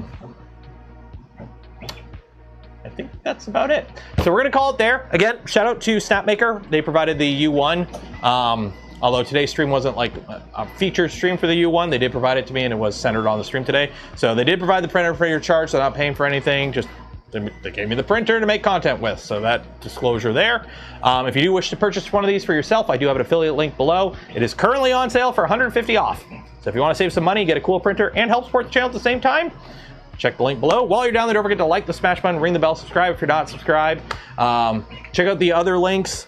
Shout out to Polymaker for the spool of filament we gave away this stream and everything. Them and more, use code Canuck. You might save a little bit of money as well. Gamer subs to save 10%. And for those that donate to the channel, give to memberships to others, or became members of the channel yourself. I thank you. Would not be able to do the things I do, create the content I create, without your continued support. You make it all possible. Enjoy the rest of your weekend. Be safe out there. Wash your hands.